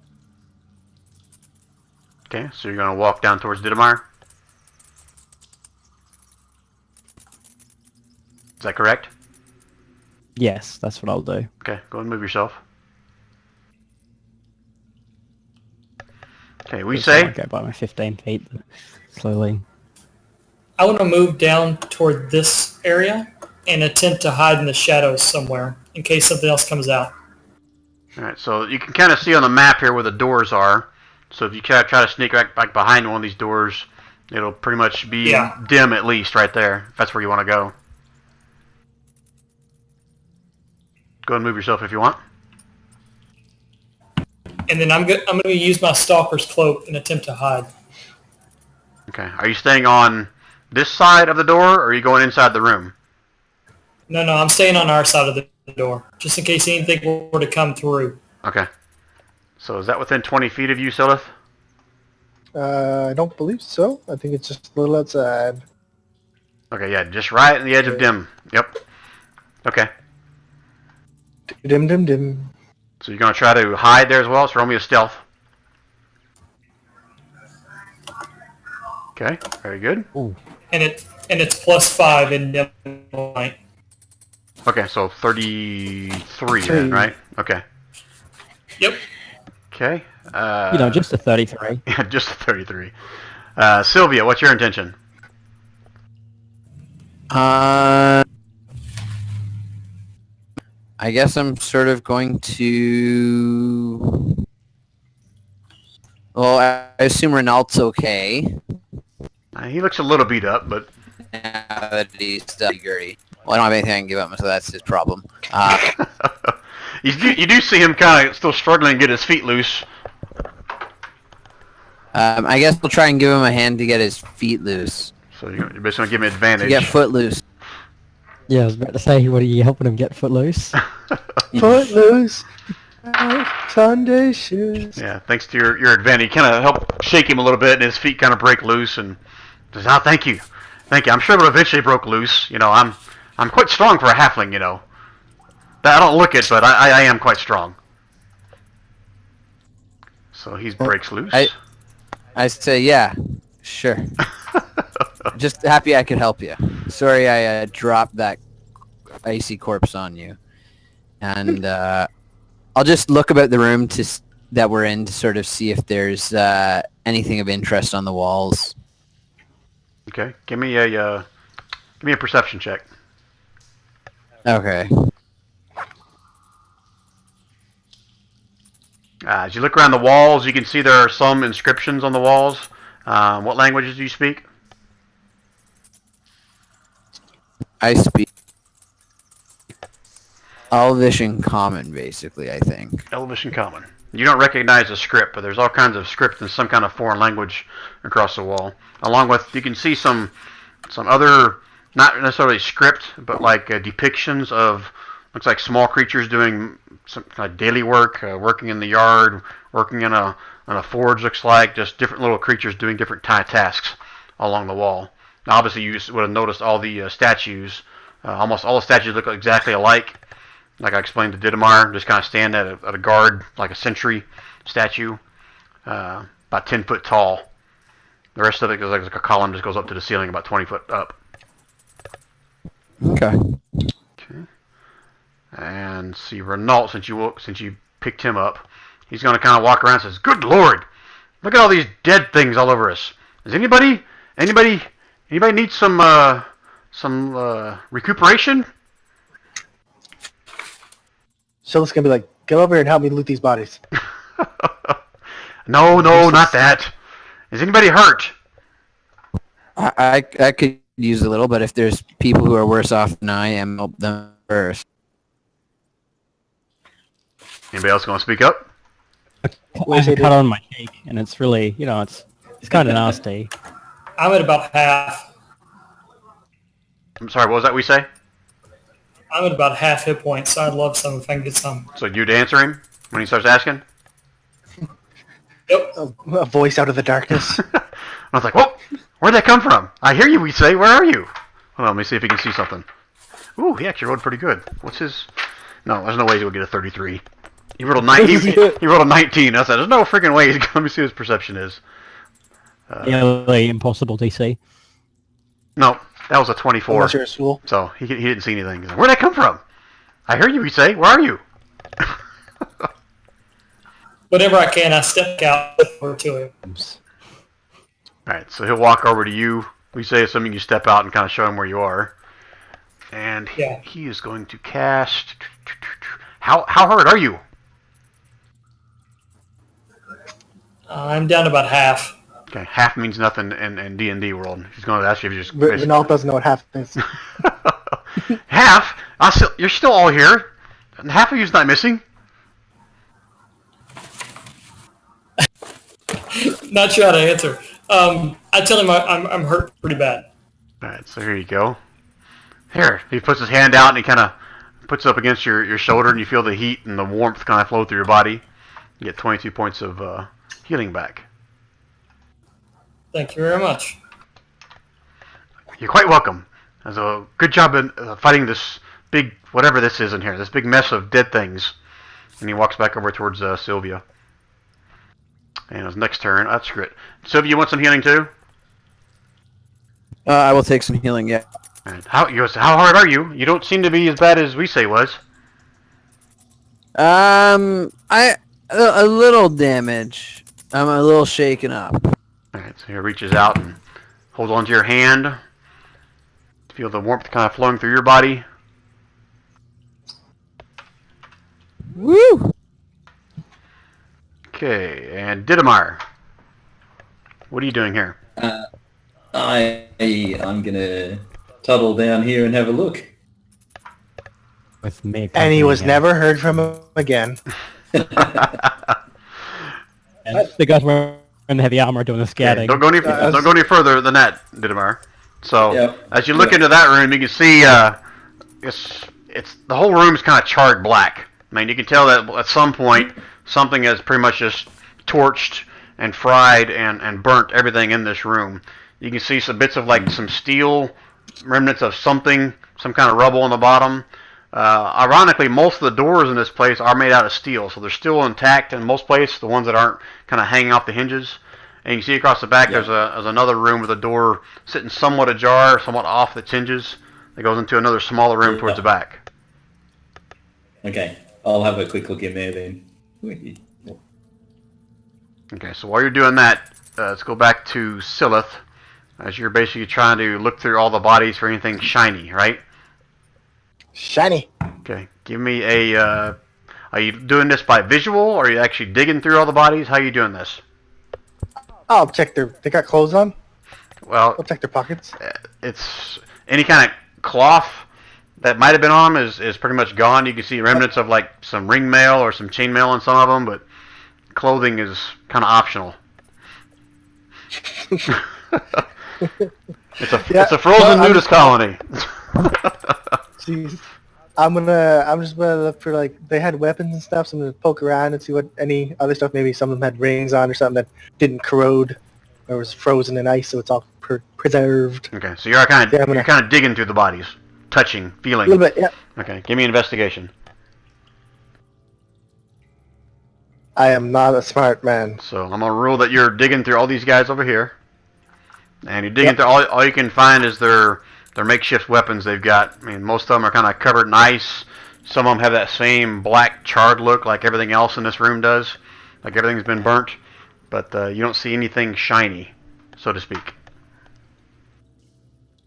So it's going to let out a frustrated and disappointed sigh.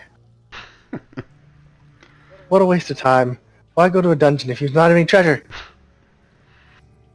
Alright, so now it's going to be like just popcorn initiative. Whoever wants to take the next thing, just let me know what you want to do, and I'll kind of walk you through that. If you guys want to converse with each other, now's the time to do it.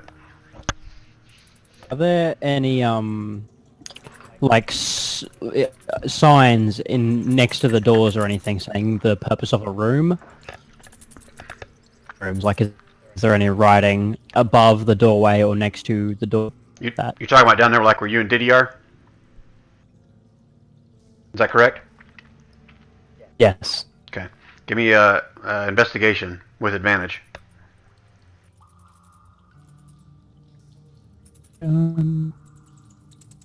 Good at that, I promise. Better than me? Alright, so I'm going to really just kind of look around the doorway here, and you can see kind of partial script is still on the door, and from what you can tell, it looks like it's an old Dwarvish name. Could have been the marking on the door of who lived here. Okay. So it's like a room number but with a name. Right. You remember seeing stuff, I guess, in some of your other dwarven, I guess, places you've lived before, that this would be kind of like a captain or someone of the military. This is kind of like their barracks or their office, based on the format of how the name is up there and how the room kind of looks from your vantage point at this point. Okay. Go ahead. And Dittmar, I'll just say, when you walk back in that other room, it looks like it was just, again, it's all black. Anything that wasn't there has been burnt to a crisp. You can see maybe a makeshift of maybe some pots and pans in one corner. Looks like maybe part of an old stove or something was in there, but everything here is in complete rubble and just worthless. yeah. I'll sort of say, Bane, the only thing is that door up there is locked, so if we can find maybe a key on these boys, they've got it, great. Otherwise, we just keep going. So I'll have a quick look. So I'll check really, these guys, see if anyone's got a key. You're checking the guys, or you're checking the doors? Sorry. So that we know these doors are locked. So this, whichever one of these guys biggest, I'll see if he's got the key on him. Okay. For that door. And give me an investigation. Now this I know won't be good. Let's have a look. Just unlike everybody who's got some pluses, this is what you really need for investigation. Here we go. That's what you Oh yeah. You can't even find any pockets anywhere, Dittmar. Much less anything that might be in a pocket. Yeah, so Dittmar's got a slight concentration issue. He sort of looks down and goes, "Oh, there's my holy symbol. Oh, that's what I should be looking at." No, how about this? You find this kind of looks like a coin purse right here. Yeah, that's it. Oh! Nope, that is not a coin purse. No.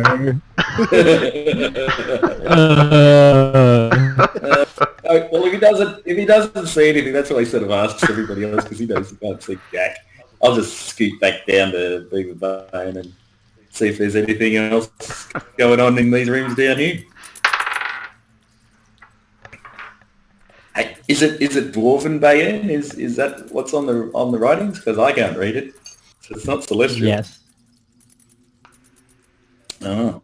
Dwarvish. Hey, what's the proper protocol for your places? Am I not allowed to go in, or should I let you go in first? Just have to knock 3 times on each side of the door. Okay. Hey, Dittmar. By Call even or odd. Even. You suck at this game. No, that's exactly what happens. I say one and the gods say another. Okay.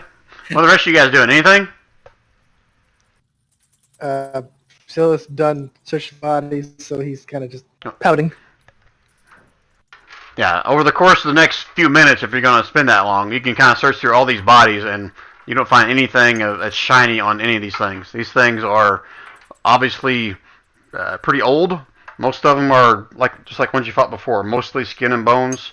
Some of them have some flesh on them, but you have to give me like a nature check to see if you can determine really how old they are.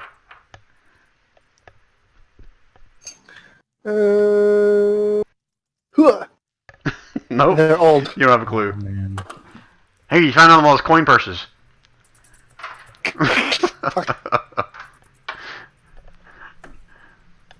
Anybody else? I'll just search. Is it this door locked here? If you can see Look through inside it, the room. it's not locked. I can see through it. Yep. So as you look through that room, looks like another one of those kind of storage rooms. May have been some kind of like a shared storeroom, based on your knowledge of how these barracks are sometimes set up in dwarven strongholds.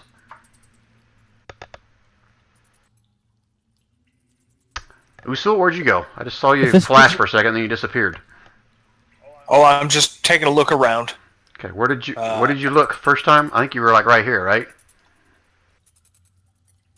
That's correct, yeah. Okay, were you looking inside there? Yeah, I was just looking to see what I could see from the outside of the Okay, doors. move your token back over here, please.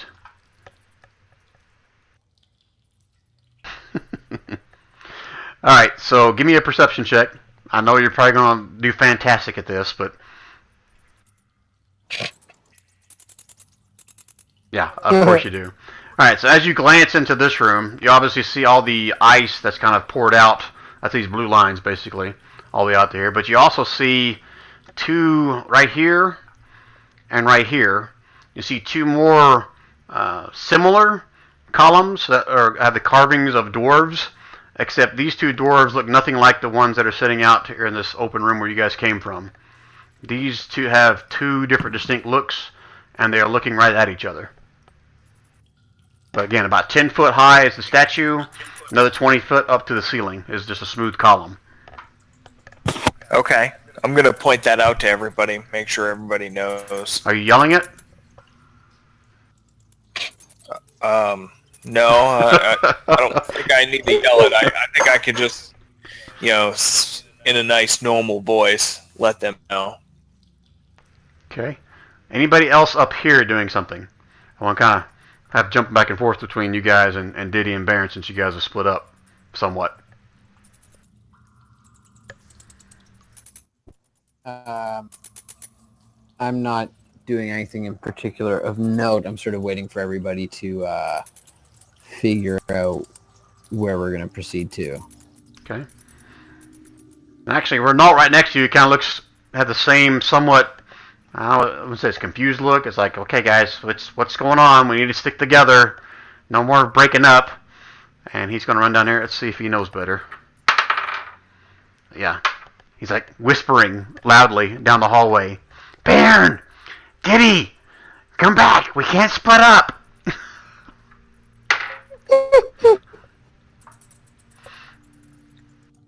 Yeah, let's go back. Give me a perception check, Diddy and Baron, to see if you even heard it. Oh dear.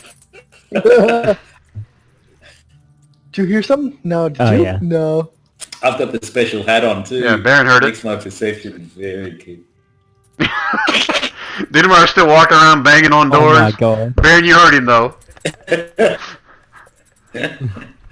Oh yeah, I'm knocking on the door saying, "Hey, my name's Diddy, 3 times, and it's nice to meet you, Mr. Dwarf Ghost. Can I come in?" You knock 3 times and then you announce who you are. Oh, he gets his piece of paper out and scratches out a few things. Oh, yeah, that's right. All right. Oh, yeah? What is it? I keep hearing ghosts. I keep hearing his voices saying stuff. I don't know what I'm hearing. His hat muffles everything I hear. We should probably go back to the... Oh, yeah. Okay. Good idea. Renault's We don't want to get going split to up. walk up to Usul. So the other guys went down that way. I don't know where they went, but I saw Baron and Diddy walk away. That's not smart, is it? We coming through.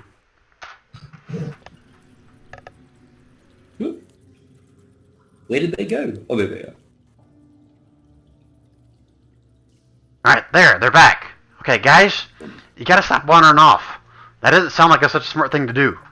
Alright? Usul found something over here. Oh, okay, good point. Now, before we go investigate that, it's now 1:30. Mm-hmm. We got a good place to stop here?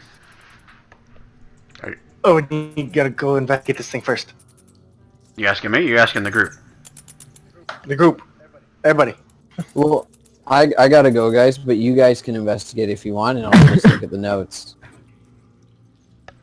It's up to you guys. Yeah, we can like quickly investigate.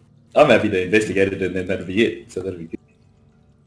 Sylvia comes back, everyone's dead but Sylvia. Let's go have a squeeze, yeah. Renault killed everybody. Yeah, so Didi just walks right in there.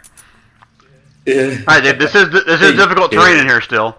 You got the ice all over the place. Yeah. But you see the same thing I just explained to Usul, that there's two dwarves that both of them are distinctively different from each other, and they're different from all the ones that were in that previous room over there. Both of them appear to have some kind of a dwarven crown among their head. One's holding like a giant battle axe in one hand, and some kind of like a scepter in the other. The other guy's holding like a giant shield in one hand with a large hammer. So let's just break up the ice as he goes. Is it these guys here, is it? This one here and this one here? Correct. Uh-huh. Hey, Brian? Yes?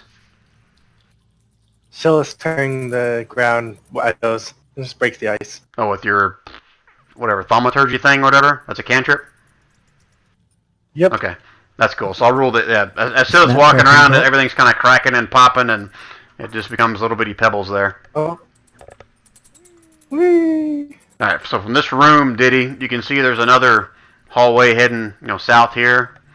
And Silith will see it as well as she steps in. There's another hallway heading off towards the east. And there's a large double doors that are open that kind of heads kind of southeast. And you can see on the floor, just at the edge of your vision, looks like there's a different color, granite or marble on the floor here, colored in red. Wow. Okay. Well, I'll bow to the dwarf and say 3 times, thank you for letting me come and stay in your nice house, and go this way. Okay, Renault's going to make his way in here. Do either? I want Usul and Wisei to do me a perception check. Why do I do that in front of Usul?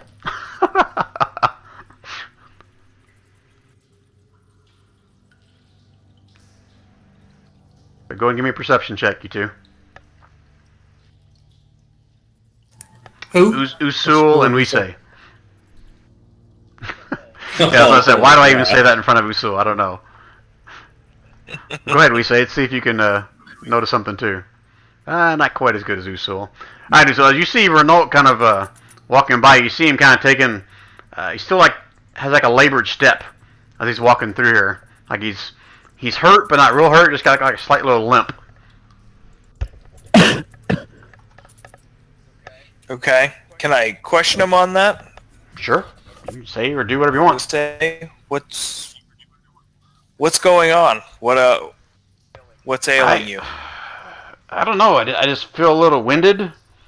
I don't know what's going on. I don't know. I'll be okay. Don't worry about me. Just a little winded. Maybe I sang too hard. I don't know. And he'll keep making his way up here to next to Silith.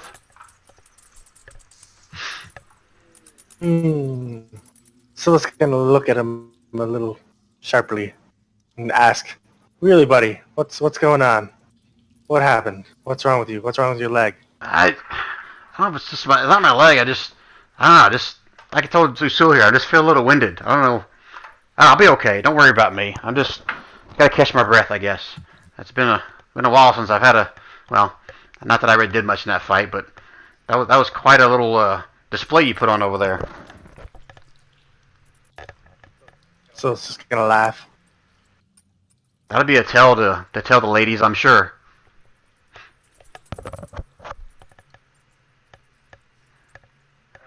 Sylph lays down. No, just spinning. Spinning.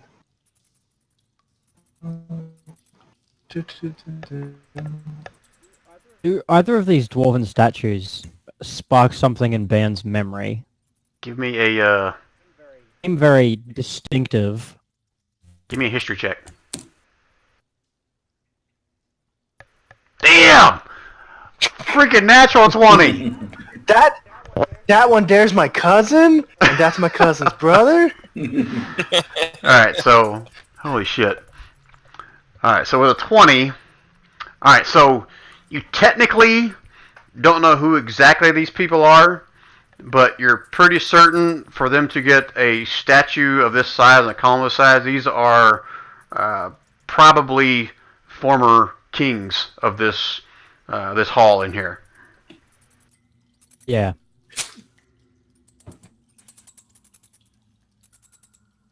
And the only reason you don't know who they are out of character is because this shit is really old. Really old. Really old. Well, I want to make my way down to this and just see if there's any inscriptions or anything at all around it. Give me a. Are you just looking around? Are you feeling around? What are you trying to do? Yeah, I'm feeling around on it to see if there's anything hidden or abnormal. Give me a perception or investigation since you're feeling around. Nope. Actually, you feel kind of awkward putting your hand all around the rear end of this dwarf.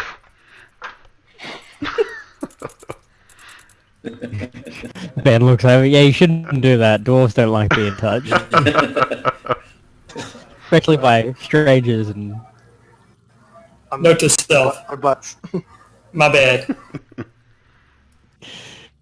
Silas gonna really check out Renault because this is his buddy and he wants to make sure he's okay. What would that be? What do you mean by checking him out? What do you? Yeah, give me a little more than that. I want to see if he's all right. So you want to do like a medicine check? What do you mean by that? Trying to see if he's healthy? You trying to? Yeah, sure. Okay. Yeah, if he's healthy, there's something wrong with him. Okay, 1 second. Because he's limping, right? Limping's not winded. I dealt you another inspiration card, Silith, for that phenomenal big ring of death you did there. Oh my god. So what is your... Oh, Jesus. Did you see the card you just gave me? No, I didn't even see it. It's Oh god. Crap, now I gotta look. Which one? Which one's the new one? That's beautiful. It's pretty. The one on the right is new, or the one on the left is new? I love it so Yeah, much. the one on the right. Oh, I'm looking at the wrong one. They're both phenomenal. Is she pretty? Oh my gosh. Oh my gosh. Yeah, that is perfect for your character, isn't it? It's shiny. Wow. What? Alright, you're welcome.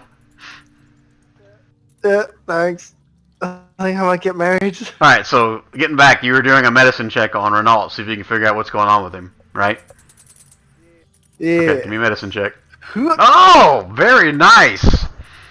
Alright, as you I don't know how to describe this, how you figure this out, but okay, you start kind of looking him about, and you kind of hold him up, and you feel some of his muscles and stuff, and you kind of shake him a little bit and see how sturdy he is and his reflexes and all that stuff.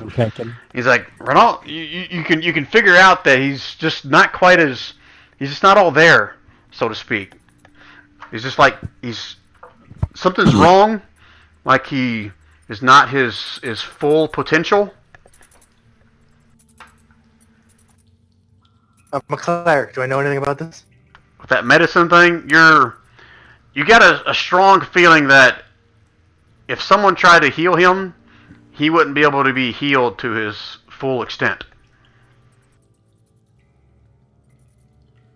It's like wounded. Is that the term in this game? Out of character, his maximum hit point has been reduced. Dude, yeah, but isn't there a term for that? I don't know what the term is. My term is maximum hit point is reduced. Okay, maximum hit points reduced. Okay, no, I thought that was like when you like get wounded, or like when like if you get like lose an arm or something, you lose some of your permanent hit points and stuff like that. No, you'd have like disadvantage on certain things, like with what happened with Teaged. He couldn't do certain deck Yeah. saves at disadvantage, and like his bow and arrow had a -2 to use it with his wooden arm or whatever else he had. Gotcha. All right. Okay. Do I have any ideas how to fix something like that, or Let me. is that the kind of thing One I would second, know? I gotta look up the condition to see if it's specified what fixed it. So hold on 1 second.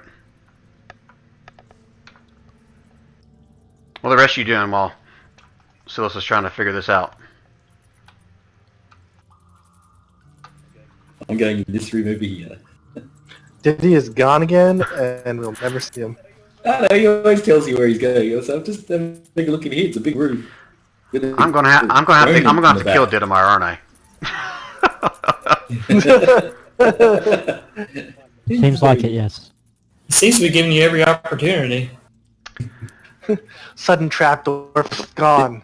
Did He's all the best. Give me an Arcana check, Silith, Silent Fall. to see if you can figure out what Arcana? might be able to help Silith here. Help. We're not. Yeah, you've seen something similar like this before. You're fairly certain that something like a Greater Restoration spell may be able to remedy what's going on with him. Sounds like a curse. Not necessarily a curse. It's something debilitating. Hey, maybe he's got a disease. I'm good with those. Do you want me So- to come and help him? Sure. And Sil's gonna back away a little bit. Like, does it spread? Sil isn't the disease kind of cleric. Who's sick? Renault, is it you? I don't know. What do you mean? Is it me? What are you telling him, Silith? Who's feeling crook? I told you I'm just kind of winded. Sil's gonna be like, Renault is damaged goods. No, come over here, Renault, and I'll see if it's a disease. I might be able to help you out. And he kind of looks at you somewhat reluctantly and looks back at Silith and says, "Are you sure we can trust this guy? We haven't known him for that long." Yeah. Sil's gonna persuade him. Silith will persuade him. Will he? I'll say to him, look, if it's not a disease, it won't matter. But if it is, I can help you with that. How are you going to help me? Let me show you. I've heard that story before. Okay, so I'll put my hand on him and I'll say, "Morning, Lord. If this man has disease, through no fault of his own, would you be able to please heal him?" And I'll put 5 points into him. But it also cures 5 points is what I need to spend to cure a disease. So I'll see if that makes him feel better. Okay. You see his eyes get kind of wide as he hears you talking and stuff and talking to the Morning Lord. And he's like, I don't know any Morning Lord. I don't know what you're doing, but I don't feel any different. Yeah. Okay. Well, at least you know now it's not a disease. Sil's gonna be all confused, and he's gonna let me try something, and he's gonna dispel magic. He's like, "What are you guys doing to me? There's nothing wrong with me." Experimenting. He starts kind of freaking out and backing You up. need to hold him down while you do this. There's nothing wrong with me. Quit casting all this shit on me. And okay, you cast dispel magic. You just cut out there, Brian. I said you cast dispel magic. He just kind of takes a step back and he's kind of freaking out, telling you guys to leave him alone. He'll be fine. Did you catch that? Only some of Leave it. him alone, he'll be fine. Oh well, if he wasn't diseased, there's not much I can do. Does he look poisoned or? Like he's blue, but like all these guys that are blue, we don't really know they're blue. We just know that Renault's limping. So, did anything bite you, Renault? Oh, they think bite me. I had a freaking frozen tiger on top of me. He kind of holds out one of his arms. He's got the big gashes on his arms and stuff. So I don't know if he bit me or scratched me or whatever, but yeah, I've been in a fight, just like you. Okay. So, and it was only after then you started feeling funny? Well, yeah. I mean, once Usul dragged that big thing off of me, I felt like the wind was knocked out of me. Okay. Well, I mean, I can try and see if it's a poison of the type and fix that for you as well. But what do you think? What do you feel? Have you felt like this before? Honestly, no. But like I said, I just had a big freaking tiger sit on me, so I've never had that happen to me before either. Yeah. Well, look, you're one of our primary healing people. So look, let me just see if this works, and I'll knock another 5 points off, but this time try and cure a poison. And if that doesn't work, there's nothing I can do. He kind of looks at you, like puts his hands up in the air and says, "I don't know what you guys are doing." And you wash over them a little bit, and you see him just kind of look up at you. Okay. I'll say to him, we've never fought these sort of creatures before, like all these different types. They could have some sort of like ancient venom or ancient curse, and if we can get rid of it, that's great. Ancient venereal disease. It's all yeah. Well, yeah, that could have been the reason why there's no dwarves here. But look, I'll give it a go for you, and if it works, then at least we know how to cure it in the future. You can be our first adventurer when it comes to that. So I'll touch him and see if the cure poison works. You can be our special little buddy. Yes, right. So and I put on Celestial on the back of his helmet, Genus Pig. No, I'm kidding. So I try and cure the poison out of him if it's poison. His shoulders kind of slump down as you kind of put your hands on top of him. He's like, "All right, whatever. I'll be your freaking guinea pig. Just blast all your magic stuff into me. Whatever." And he kind of stands there for a second and lets you do the thing and says, "All right. No, I still feel tired. So whatever you did, okay. I don't know. I don't know if it helped or not." Wow. I could try punching you. Well, that'll definitely work. Says, "Yeah, I could try shooting you with my crossbow too, but I don't think that's going to help anything." Hey, there's a king's hall in this area down here. I say, look down here. Lots of seats and a throne and everything. All right, so it's been like King's Hall. You mean like with the crown and the jewels and stuff? I'll be there in a sec. I don't know. They're not on the chair, but look, there's a big crown. No, sorry, there's a big throne down here. I'll just slowly go down. See down the bottom there. Renault will start to make his way in there as well. Slowly. Still somewhat limping. Well, look, I think if I'm going to sit on the throne, I have to knock on it first. So I knock on it. Is it okay if I sit down? Is it okay if I sit down? Is it okay if I sit down? Who are you asking? Let's sit down. Well, I was told the same 3 times. 3 times. So he knocks 3 times and says, "Is it okay to sit down?" And then I'll say, look, I'm sitting on the throne. How good is that? Right, so hold on a minute. Let me explain this room to you guys. You just walked right through without even stopping to ask me what the hell's in here. All right, so it's obviously a large octagonal room. You can see that now. Has 2 large stone tables along the northeast and southeast side. These big brown things you see, these are actually made out of stone with some stone chairs that are kind of like set in place, like they can't move all along the outside perimeter of it. Like I said before, this center section is just some red-colored granite or marble that kind of makes somewhat of a entryway up to the stairs. And that's right, you're standing right next to a throne there as well. Also, all along the perimeter, all these... gotta move my map a little bit. 1 second. Just lost you, Brian. How about now? Yep. So all along the perimeter of this room, you still see those similar dwarven pillar statues that pretty much go all along the edge here. Each one of these large stone things are actually dwarf carvings of pillars. In this room, the center of it goes up to about 40 feet tall. We're still losing you. in and out. Let me type this in. 1 second. You're gone again.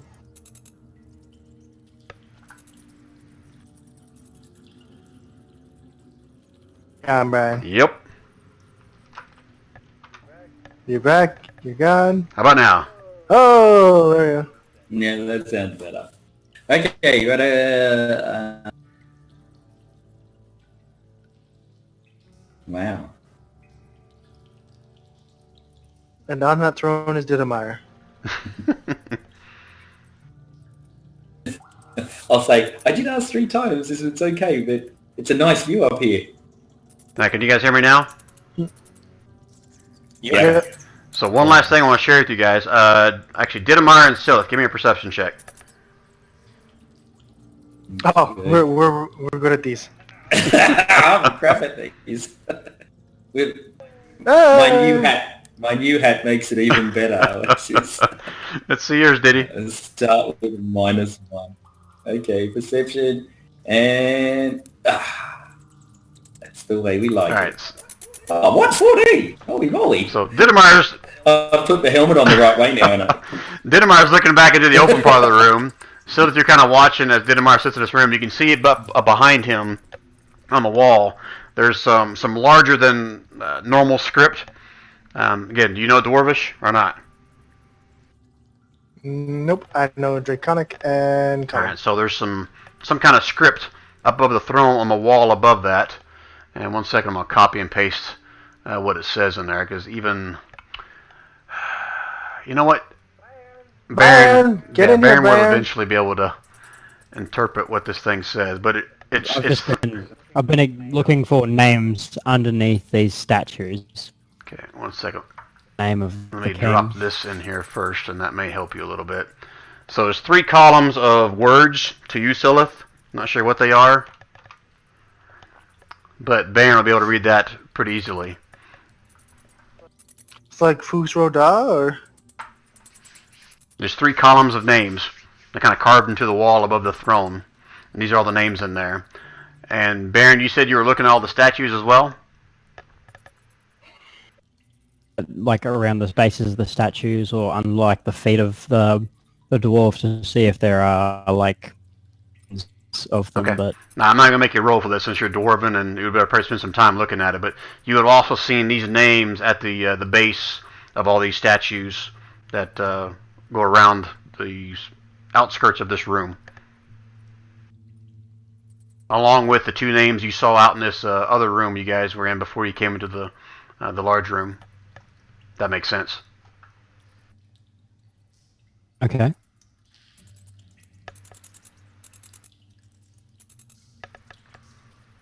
Other than that, you guys will see to the north, there's some partially closed doors heading up to the north.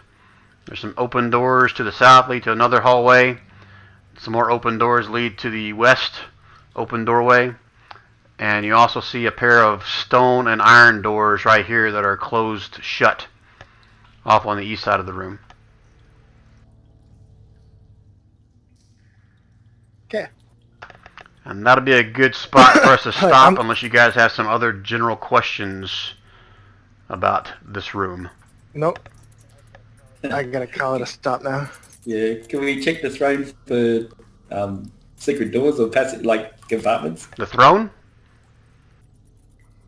Yeah, the actual Okay, throne. go ahead and roll me like an investigation there, Dittemar, if you're doing that. Yeah, I'll give it a go. And... Building an ancestral home of my people. No, just having a look. If I find anything, Diddy will probably put out looking at it and say, hey, look at what I found and put it back in. He doesn't like it. He just looks at it. You start dig. I mean, you're doing this like feeling around, right? Okay. Yeah, yeah. So you're feeling all around it and stuff, and as you try to get yourself back up out of the throne, you notice it was a little bit smaller, and you have a little hard time getting out of it. But as you kind of crawl around the throne looking for some kind of a trigger mechanism or something, you don't seem to find anything. Mm-hmm. Yeah, I go, oh, that's cool.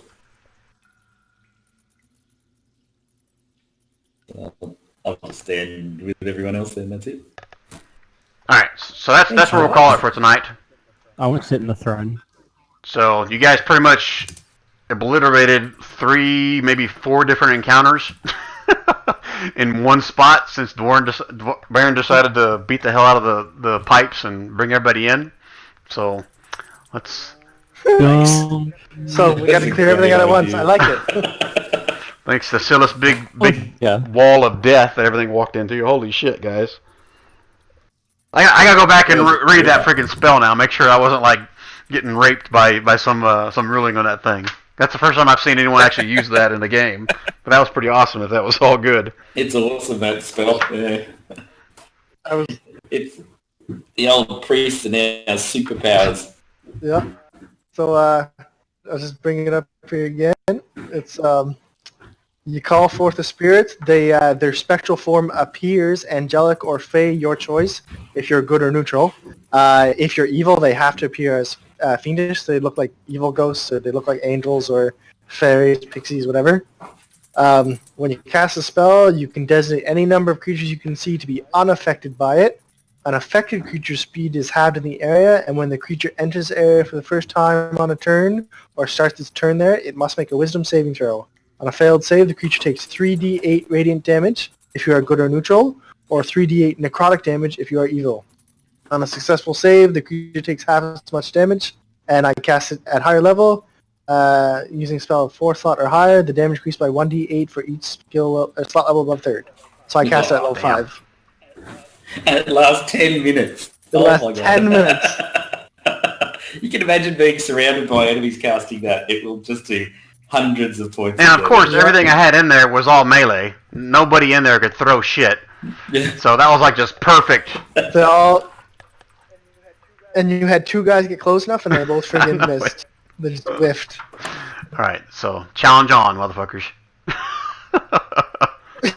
I'll say, what, are you going to spawn new monsters? Because I'm pretty sure I just killed most of them. Challenge accepted. Yeah, they respawn. Alright, so next thing is we're going to put a little wall in front of me of monk, giant friggin' What'll happen is when you go into the next room, there's Stomar going, sorry, all behind you. You know what? Hey, I had an awesome way to kill Stoma when I was playing as my old paladin there, Didmar. Yep. But it's since been lost. Yep. I picked up a necklace of force, which Ooh, created walls of force Yeah. with these little pendants that were attached to the wall. So the ruling on wall of force, I throw the pendant, and a wall of force appears on wherever I placed it in the form of like the 6 10x10 tiles, or the dome, or whatever, or the cube, right? Yeah. So when it intersects an enemy, it pushes the enemy to the side of my choice, Yeah. regardless of whether there's space or not. Ah, okay. So I was gonna throw one of them, right, on one side of the dragon, or intercept the dragon, and then throw another one, intersect the dragon, and squish it between them. Squish. Just and just like squick. That's what he thought was going to happen. Yeah, but then his character died, and then they lost the force of the necklace of force, and the dragon killed who was it? Dirk. Yep. Dirk. I think it was Dirk got carried away. He gobbled him. Well, you guys think he killed him. Yeah, You didn't technically yeah. see his body, but yeah, he disappeared into the mouth of the dragon. It's like we might see some bones in like some dragon turd later. Like, is that White Dirk? Dragon kidnapped him and, went and probably ate him. Probably. Yeah. I was playing him at the time. So, All right, thanks Nathan for joining us. Have a If good one, Nathan. you got any questions or anything about what we did or how the game went, feel free to reach out to me. Okay. No problem. Yeah, Appreciate thanks, y'all. Nathan. All right, good night. no worries. Thanks, Nathan. I'm off too. You guys all have a good See you night. guys. All right, guys. I'll send us out an email.